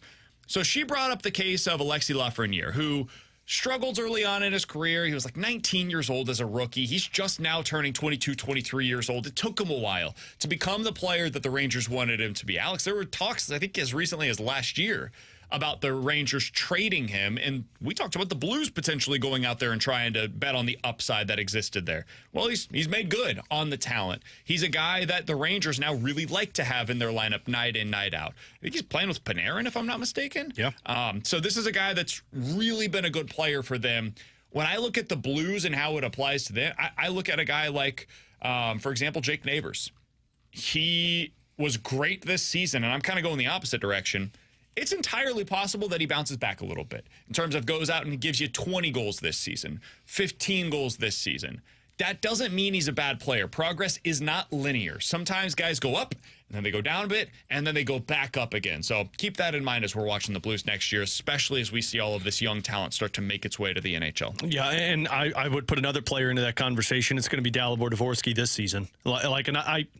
There are people out there that believe Craig Berube doesn't know how to develop younger players, which I just think is crazy. But if you go down that path, that's the importance of making sure you have stability with your coach right now, because Lafreniere was going to get traded this past offseason because Gerard Gallant would not play him. They brought in Peter Laviolette, who has basically said, nope, go out and figure it out because you're one of our best players and you have to figure it out. And look at what he's been doing in the postseason. He's helped them, been a big piece as to why then they're in the Eastern Conference. When you think of Dvorsky, Neighbors, Snuggerud, Bolduc, those are the guys that are going to have the opportunity to prove themselves, and that's where the stability comes in. Next thing up here, lean on entry-level contracts and cheap deals that supplement the core that you have brought in. They've specifically brought up the Stars. Jamie Benn, $9.5 million cap hit. Tyler Seguin, $9.5 million cap hit there as well. How do you offset that? Well, when you've got somebody like a Wyatt Johnston, for example, who is producing at an elite level on an entry-level deal, it makes it a little easier for you to be able to stomach the fact that you've got two guys making that kind of money. This is why we've brought up, as you have all of these young guys making their way to the NHL level, you can supplement, an $11 million player if that guy plays up to that cap hit. You just need those guys. You need your stars to be your stars, and you need the young players to reach their ceiling sooner rather than later. The tough part is you have to measure it at the same time. Like exactly. Dallas, the perfect example by Shayna is Wyatt Johnston came in when they were ready to compete so that they could have the entry level while both Seguin and Benn are getting paid significant dollars. And Johnston's going to have to get paid once Benn and Seguin are getting close to coming off of the books. That's when it's key. So you hope that if you can compete in a couple of years, you've got entry-level contracts for Dvorsky, for Snuggerud, for Bolduc, and then you can compensate other players to try and compete. All right, next thing up here. Elite goaltending still matters. Don't trade Jordan Binnington. Hey, Nashville! No, I would trade him. I would trade him. Say Saros is really good. Don't trade him, okay? Yeah, but cool. They might have another elite we're on the same goaltender, picture. who's, by the way, the other entry entry level over there. They What the hell was that? They might get 2 for 1 stone there. They might have an elite goaltender who's an entry level contract so that they can afford an $11 million Mitch Marner. Yeah. Think of that. Think of that. this is exactly why you don't trade Jordan Binnington. Yep. Unless you get like a Godfather offer that you just cannot refuse. Right. Which is not going to be out there this offseason. I don't think so. Not after Edmonton made it. This goes back to what we talked about around the trade deadline. Goalies just don't get traded. And part of the reason why I believe is because the returns that are offered are not good enough to make up for the fact that if you've got a good goalie, why am I giving him up? You better give me a king's ransom. Otherwise, no, I'm not moving on from this. I'll tell you the one, BK, that really struck me. It's the next one on the list. A fresh start can make a difference. Yeah. I think if you look at some of the guys we've discussed, Jacob Chychrun, for one, they used Gustav Forsling, who said spent three different times with NHL different clubs before he got to Florida and was a top pair defenseman. Chychrun's been 2, and he's never been that top guy. And maybe you get a lucky or a fresh start there. The other 2, you're talking about a Brady Tkachuk, who might have more success outside of being a captain with Ottawa, and then Martin Necas with the Carolina Hurricanes. Can I give you another one? Sure. You know who's been good this year? Shocks the hell out of me. I didn't think this player was very good when they were in St. Louis. I wasn't their biggest fan. Nico Mikkola. Yeah. He's actually a pretty decent player for Florida. He's exactly what they need him to be. Did you know he played 20 minutes on average this season? Mm-hmm. Yeah, he's a second. He's used as a second pair defenseman for them. He's not just some add-on for the Florida Panthers. He's a guy they really rely on in a significant role for them. He's playing 20 minutes a night on average. He's played a big role for them into the postseason as well. He's still playing 18 to 20, even in the playoffs. The other thing to keep in mind is, hey, once again, going back to progress isn't linear. Nico Mikkola is 27. Yep. When do guys typically kind of come into their form as NHL caliber defensemen? 27, 28, 29 years old is typically when they really round into form. It takes them a while. Yep. So that's another one that I would bring in. And defensemen get better as they get older. So I know I've seen a couple of people when I brought up Shea Theodore saying he's 29 and you'd be bringing him in outside of the time frame.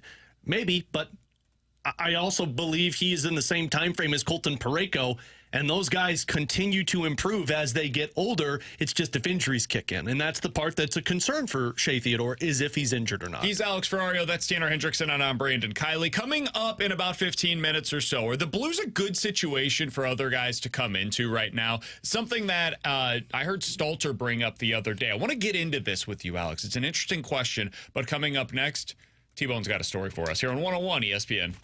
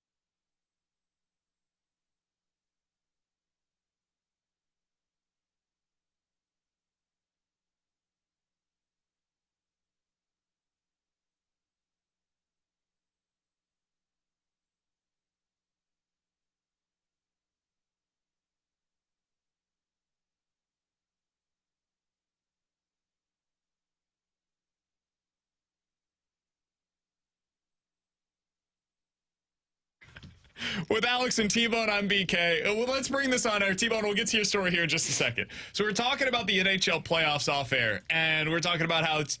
Alex, I think you're right. I think it's probably going to end up being the Stars versus the Panthers in the Stanley Cup final. But what did you say after that? I said beyond McDavid, Edmonton does not play exciting hockey to me. I don't know why that's fun. It's not their goaltending. Draisaitl and McDavid are two of. It's like saying, hey, besides Mookie Betts and Shohei Ohtani, the Dodgers just don't play exciting baseball.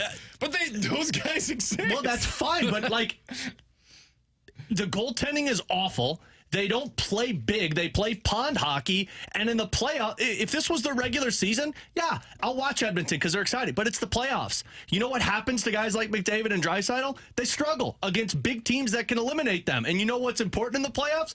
Good goaltending and big defense. I guess the better comparison would probably be like the Lakers, where you've got LeBron and AD and then just a bunch of guys that are on the roster. And it's like, it's not going to sustain. It's not going to work in the playoffs. Yeah. And we all know it. LeBron's 100 years old. And I'm here to say the Lakers have not been very entertaining since the bubble when they won. That's fair. They also don't play a particularly entertaining brand of basketball. They're very slow. They're very deliberate. Which I kind of feel the same way about Edmonton in the playoffs. Because the opposite, right? They're just too fast. They're just all pond hockey. They just don't play the grinding style of hockey in postseason that I think Dallas and the Florida. Watch somebody, T-Bone brought it up. They're like the Pacers if the Pacers had Kyrie Irving and Luka Doncic. Yeah, kind of. Somebody brought up said that the Rangers and Panthers game was boring last night. And it's like, yeah, because there wasn't a lot of offense, but I thought it was fun because that was hockey. That was big boys just shutting down the New York Rangers. So I think the Dallas Stars play a more playoff brand hockey, which is fun. I think that's true. I do not think it's a more entertaining brand of hockey.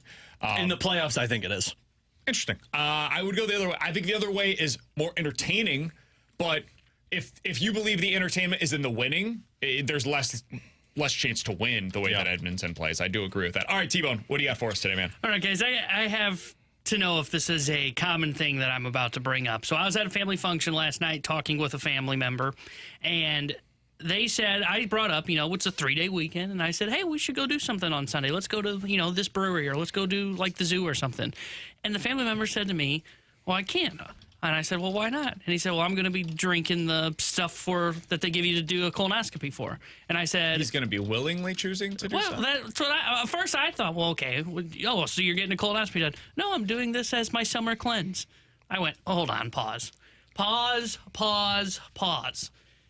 Is this a thing? Is this like a summer cleanse where people will willingly take a day to sit on the toilet and clean themselves out? Coming from somebody who has had 3 colonoscopies, I would never willingly do that. That's what I said. I said there's no way I would schedule something around that. It's that. not even the pooping that's the problem. It's the drinking the salt water that's the problem. I've heard people doing juice cleanses. Now, that's something I would consider. That is a different thing. What's in that jar? Not something that's going to make you dumb and dumber the bathroom. I don't think that's healthy. That feels a lot like taking propofol to go to sleep at night. That doesn't seem healthy once a year to be like, hey, I'm going to go home and take some of this colon blow so I can clean my system out. I thought he was actually doing a colonoscopy. I was like, oh, okay, that makes sense. Well, he told me he was willingly doing this and planning his whole Sunday around it. I have another colonoscopy scheduled because I have to get them every 3 years.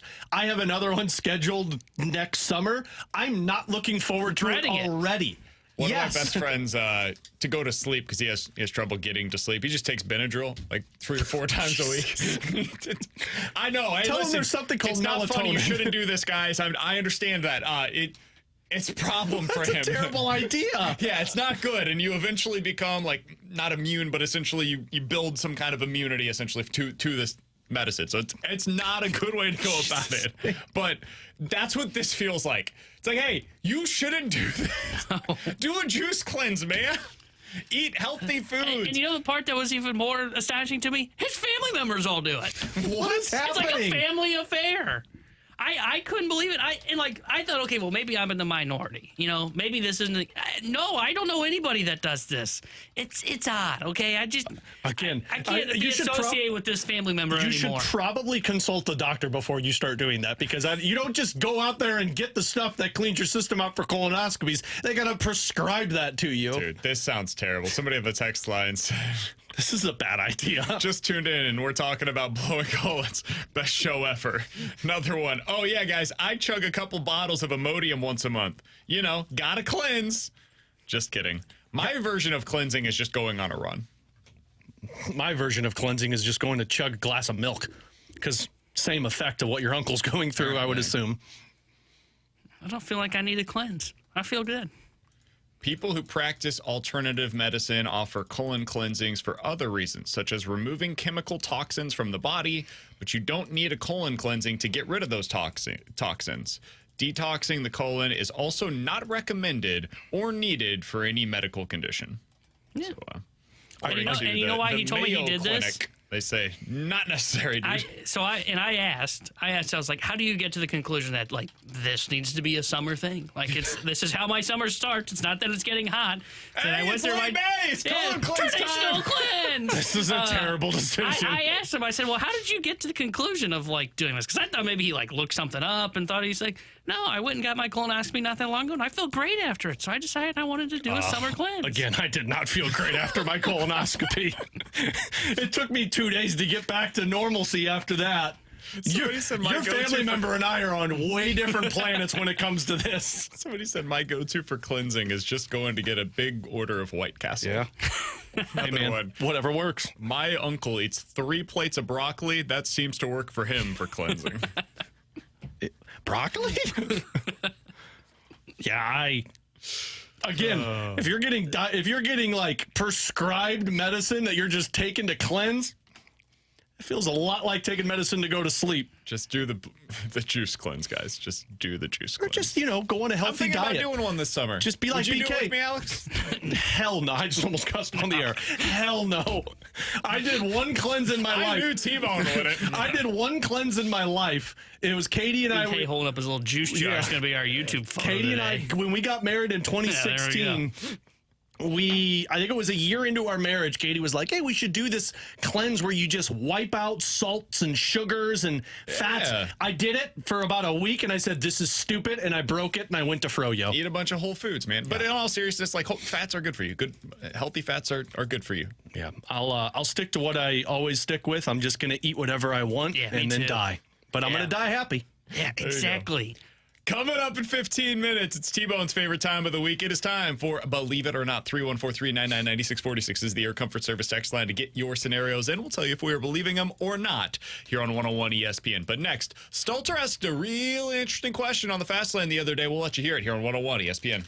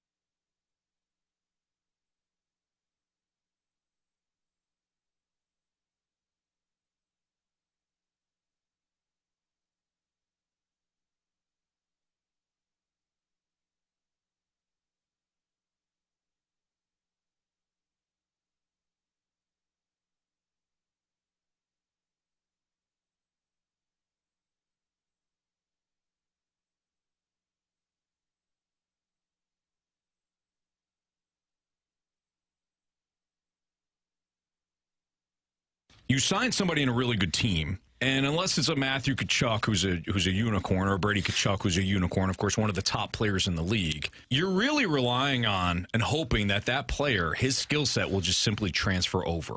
And you don't know if a lot of the success came because he was surrounded and he was just a perfect fit for that line, that team, etc. If the Blues add somebody in free agency, do they have a sound structure? Do they have a foundation already in place that they can build upon? All right, I heard that the other day on the Fast Lane, Anthony Stalter asking the question. I thought to myself, man, that is a really good topic, and it's something that we need to discuss on BK and Ferrario. With Alex and T-Bone, I'm BK. Alex, I think Stalter asks a really interesting question because it really applies to specifically a guy like Mitch Marner, to me.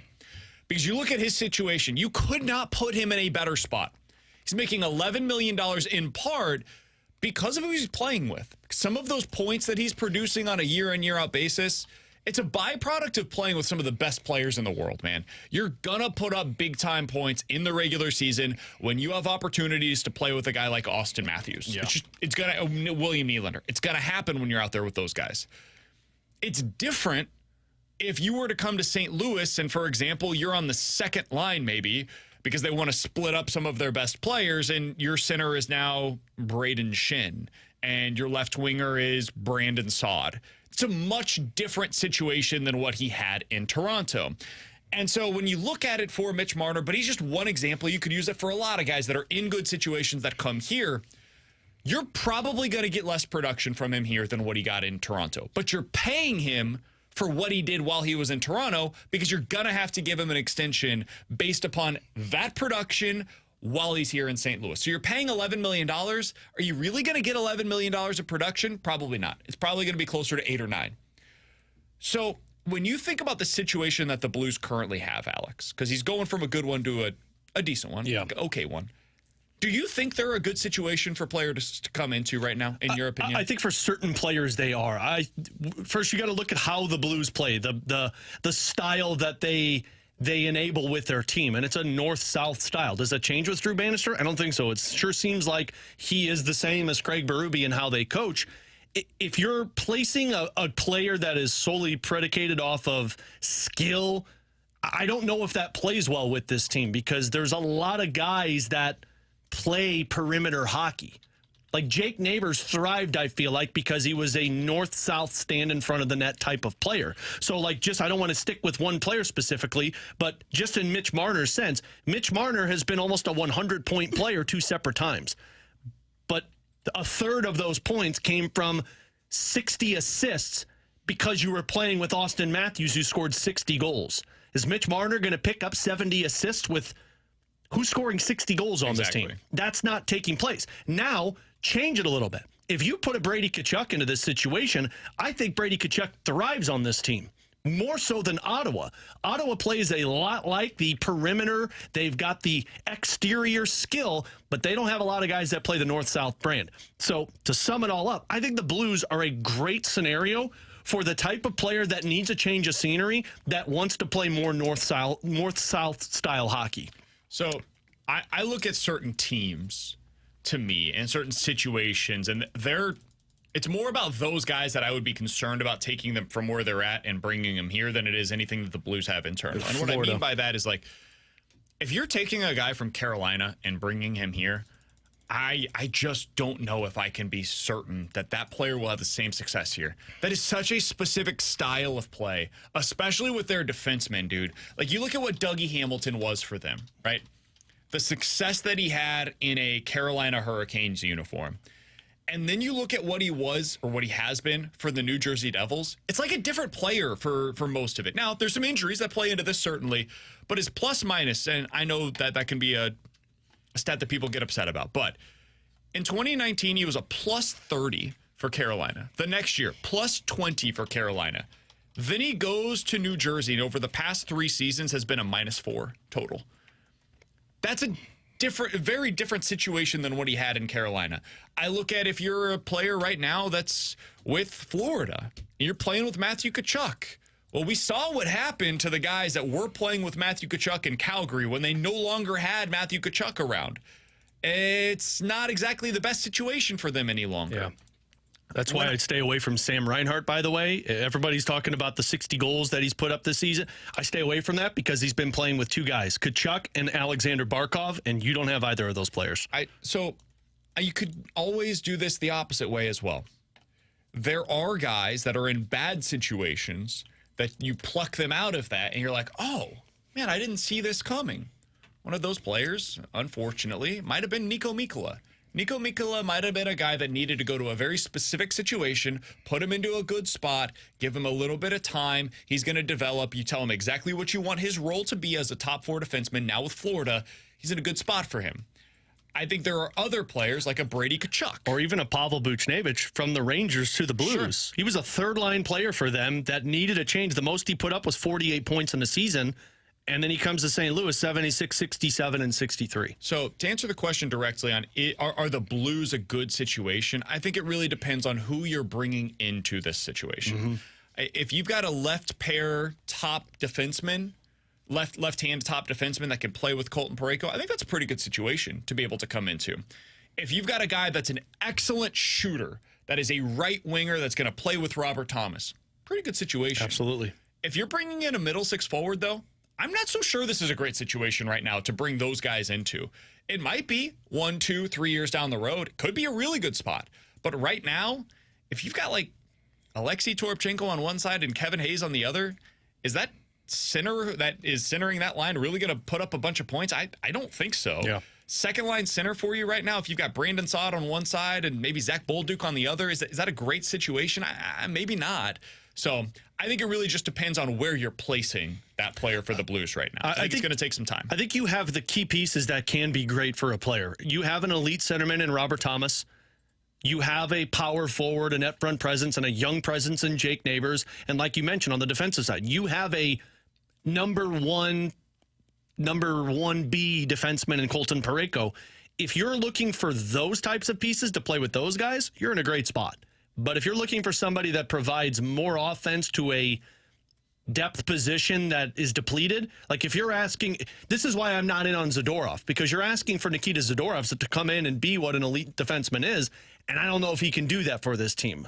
I don't want to go out there and just sign a centerman and say he's our number 2 centerman, because that's not going to make the difference that it would if you bring in an elite type of player for this team. It's interesting. It's a really interesting spot that the Blues find themselves in right now. I think they're an okay spot for players to come into, depending on where you're at. Top line player, I think you can come in and have some success with Robert Thomas. Top pair defenseman, I think you can come in and have some success. Beyond that, and I think those are the types of players that the Blues are probably going to be going after this year, is kind of depth signings. I don't know, man. I don't think that it's necessarily the greatest spots to come into. Coming up next, let's play a game of Believe It or Not here on 101 ESPN.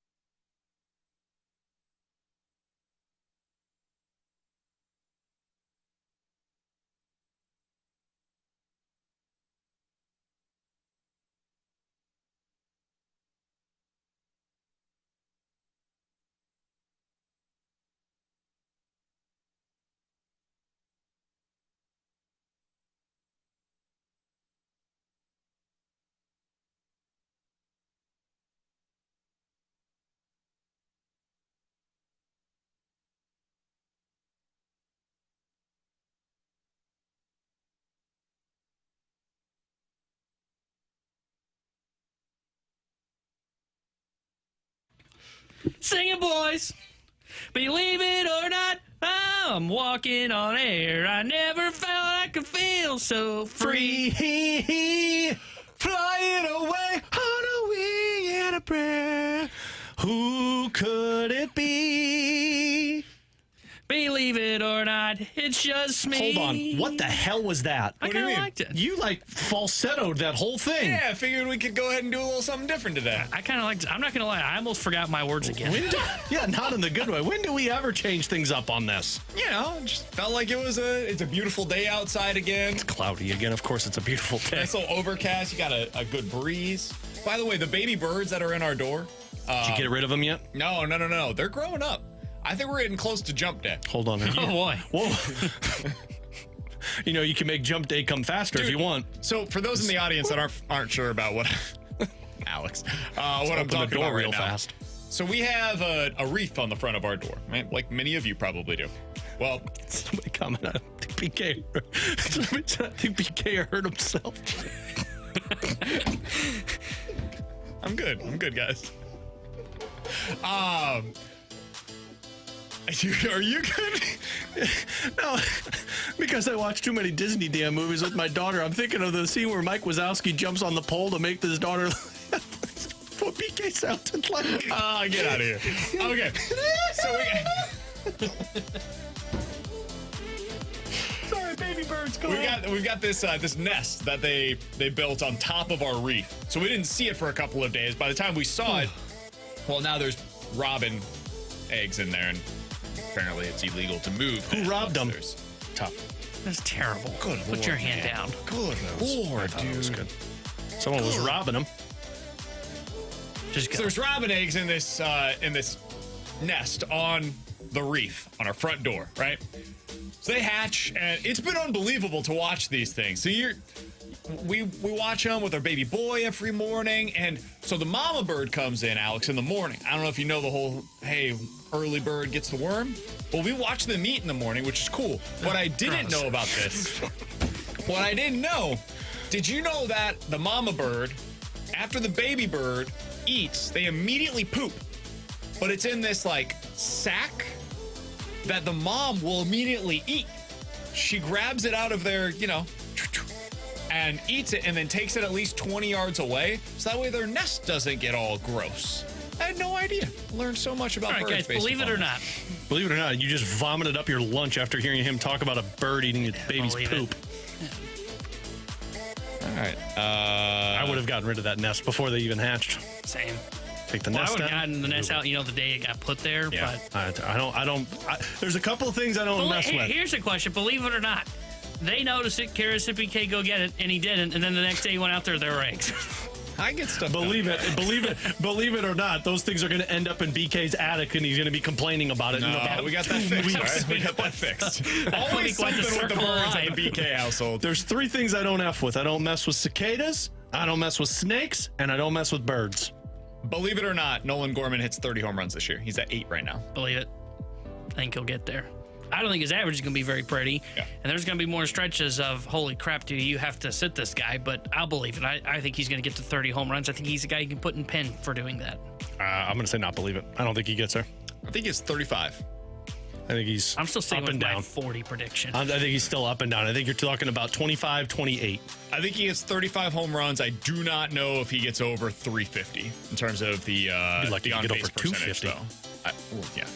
On-base percentage, I'm not sure he gets above 350, which is part of the problem. Alex, what do you got for us for Believe It or Not today, man? Any bird content? No bird content, unfortunately. I don't need to learn about why birds eat poop. Believe it or not, guys, the Blues realistically could acquire Kachuk and Chikrin in the same trade. Not. Yeah, I'm going to say not as well. I don't know if they would part with all the assets to do that. I think because I think we talked about this off air. I think you'd probably have to include Kyrou in that kind of a package. And I get the sense that the Blues still view Kyrou as a pillar of how they're building this franchise forward to exit the retool. Even if you got a Kachuk in return, who's younger, if I'm not mistaken. Yeah, I still would say not. I think it is. I don't know if he is as good as his brother Matthew, and I think that's where the Blues would hold off on their trade. I could tell you he's not better than his brother Matthew, but And if that's the case, I'm not giving up Kyrou for him. I think he's better than Kyrou, and I believe you could get it done with Kyrou and Joel Hofer being the centerpieces of that trade because they need goaltending and they want NHL-ready talent. T-Bone? Guys, believe it or not, there's some bird content involved. Hell yeah. A little baby bird jumped out the nest and failed, so Mama Bird, Jan Mozeliak, put him back in the nest. You just call John Jordan Mozeliak Walker. Mama Bird? Yeah. Jordan Walker, this little bird, can't fly yet. Believe it or not, we will see him back with the Cardinals before the All-Star break. Oh, believe it. His bobblehead's next week. Reminder, no home runs for Jordan Walker yet, and his slugging percentage just got to an even 400. Reminder, he's got a bobblehead coming up. He'll be back. They don't have a need for him right now. Exactly. That is one thing It's to keep outside in of mind. bobblehead day. Is that they do not have a need currently for Walker on the roster. Like, if he were here, where's he playing right now? In all seriousness. I mean, he would probably be in right. Newt would go to left. Donnie would become your DH, utility? but then you're Well, what are you doing displacing with Burley. Burleson? Exactly. I don't know what you do with him. Because you've got to get Burleson in this lineup right now. You have to have him in the lineup. So you're either benching Nootbaar or Donovan or Gorman, one of those three. Yeah. And against right-handed pitching, I'm not. Yeah, or Goldy, I suppose, but they're not going to do that. Not now. Maybe if you get to August, he's a guy that has less playing time, but they're not doing that right now. So keep him down there, let him marinate. He is batting .300, which is good, but he's on the ground way too much. He's not hitting home runs. He does not have one yet. He's still got some of the same issues that we've been talking about. So I think he will be back by the All-Star break, but I don't think he'll be back for his bobblehead night. Yeah. I think he will. That's 2 weeks from now. I don't think he'll be back by then. Yeah, I'm not going to believe it. Unless there becomes a injury and they need him, right now he's not needed. And I think that's going to kind of continue to where it's going to be tough to put him in the lineup. And if he's not going to hit for power, he's not going to be up here. Like, as much as everybody wants him here, because look at the average, he's hitting .307. Jordan Walker can't become the player they think that he's going to be, which is a superstar, unless he starts hitting for some slug. And right now he's not, so I'm not going to say not believe it. All right, 314-399-9646 is the Air Comfort Service text line for Believe It or Not. You give us a scenario, we will tell you if we are believing it here on 101 ESPN. Believe it or not, the Blues will trade 2 veteran contracts this summer and add an elite forward. Blues will trade 2 veteran contracts and they will add an elite forward. Alex, believe it or not? I'm going to not believe this because I don't think they add an elite forward. I think they'll add an elite defenseman.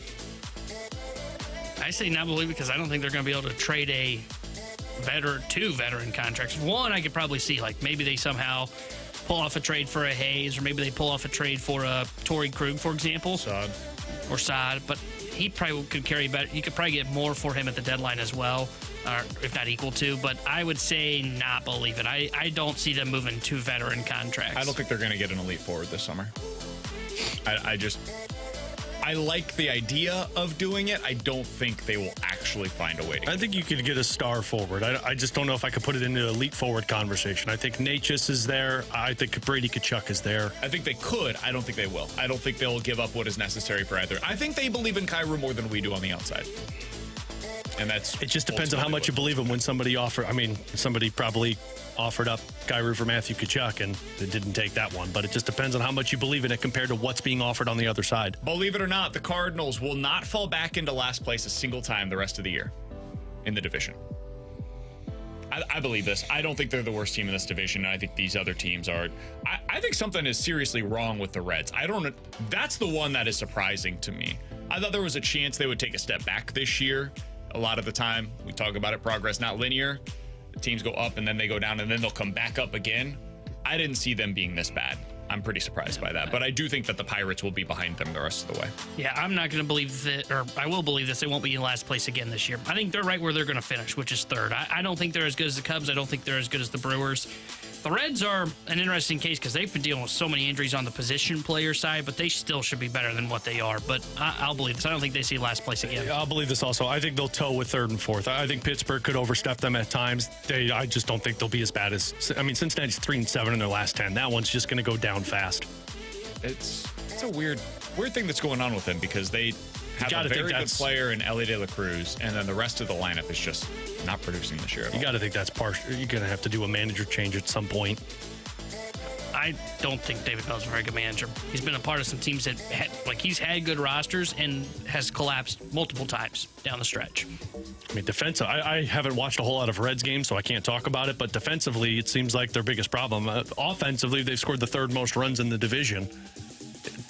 Allowed 209 of them, though. And even that is, second lowest in the division? Yeah, I mean, the offense is pretty bad, though. They've scored 200 runs this year, which is not good. Well, Cardinals have scored 189. Yeah, Cardinals have been really bad in that regard most of the season. It is worth noting, by the way, like we talk a lot about Cardinals that have that really good season and then right back down. Spencer Steer last year, 820 OPS. This year, 711. He was a 270 hitter last year. He's at 225 so far this year. You guys remember Jonathan India? He's there like Dylan Carlson. Really good rookie year and then fell off the table quickly. I don't know what happened, but he is a league average player over the past 3 seasons now. OPS of 700, 740, and 605 so far this year. And he was awesome as a rookie, like legitimately fantastic as a rookie. Some of this may be due, he's dealt with some injuries over the past couple of seasons, similar to Dylan Carlson. But there's been a lot of guys that had come up, had a lot of success, and then for whatever reason, they just didn't reach that level of success again afterwards. All right, coming up next. What is your level of concern right now with the Cardinals pitching? It feels so much better than it was a year ago. Let's dive into the numbers and discuss the future next year on 101 ESPN.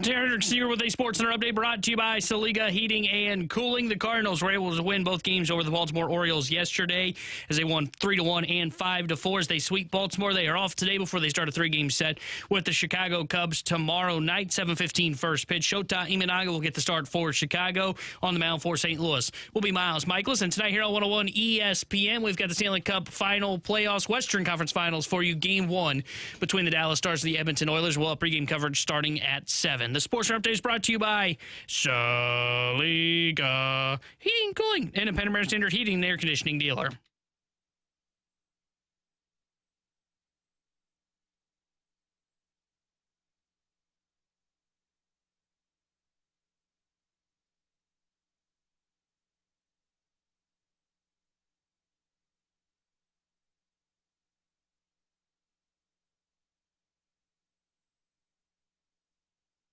With Alex and T-Bone on BK, so question for you guys. How concerned are you about the current Cardinals pitching? Because so far in the month of May, it hasn't been very good. Kyle Gibson this month, a 3.8 ERA. Sonny Gray, 4.5 ERA. I'm not worried about Sonny whatsoever. Lance Lynn, 5.2. Miles Michaelis, 5.5. Matthew Liberatore, an 8.1 ERA. We should put him back in the rotation for another round. Alex, T-Bone, text line at 314-399-9646 is the Air Comfort Service text line.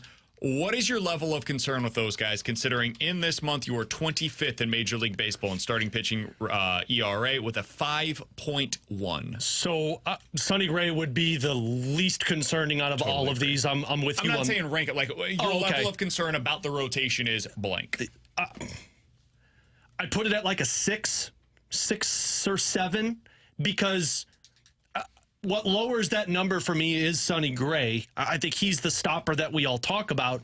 But the fact that they're running it back another time with Matthew Liberatore tells me that they're not willing to make any changes if it looks bad. They're going to wait this thing out.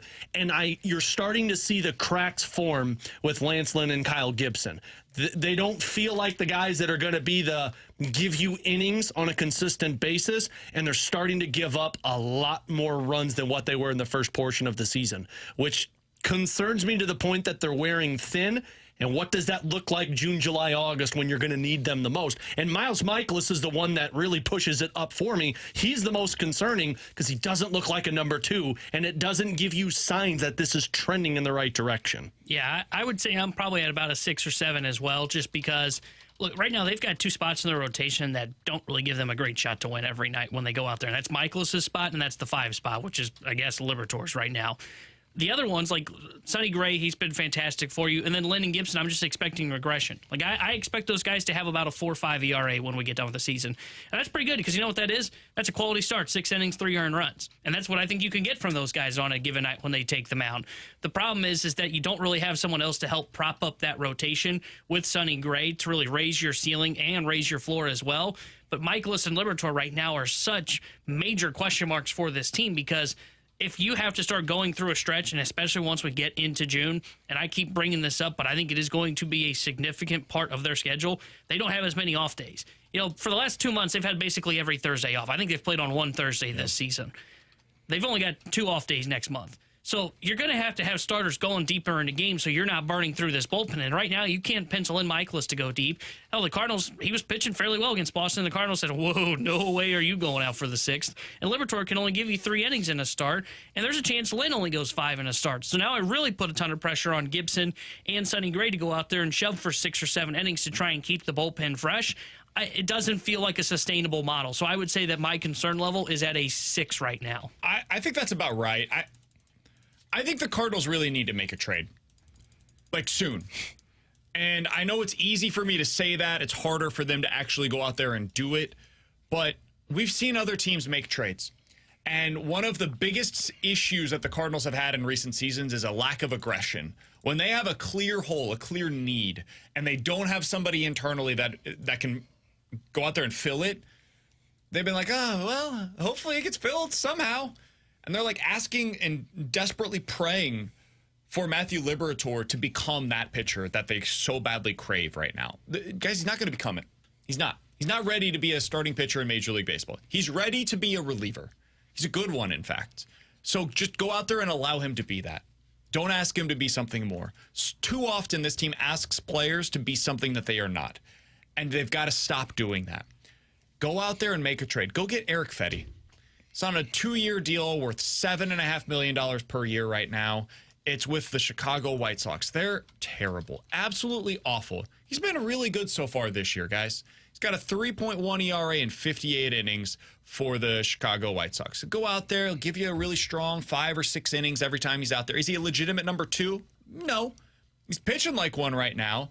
He's probably more of a 4 long term. But for now, go ahead and strike while the iron is hot. Let's see what it looks like while he's pitching well.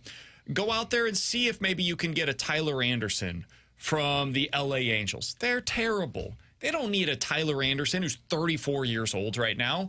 See if they'll go ahead and maybe you could trade even a Zach Thompson for a Tyler Anderson. Is that an ideal scenario? No. But Zach Thompson doesn't have a role for you right now. He probably doesn't have a role for you down the road either. That's the kind of thing that I think the Cardinals should be looking at right now. If you're willing to get crazy, like, yeah, go call the Marlins. I was just thinking See that. what they're willing to give up right now because they're horrible. Just get Jesus Luzardo from them. It's going to take a ton. That's why it's hard. Like, I'm talking about guys that, like, you could trade Dylan Carlson for some of these guys, like straight up or less than that. It might even just be like a lottery ticket prospects that you could get rid of. And if you can go do that, yeah, it's worth it right now to go make that kind of a deal. Maybe you have to give up a little bit more than you're comfortable doing because these guys are going to have real value at the deadline as well, and teams don't want to trade early when they could get more bidders later on. Well, and give up something a little bit more valuable for these teams.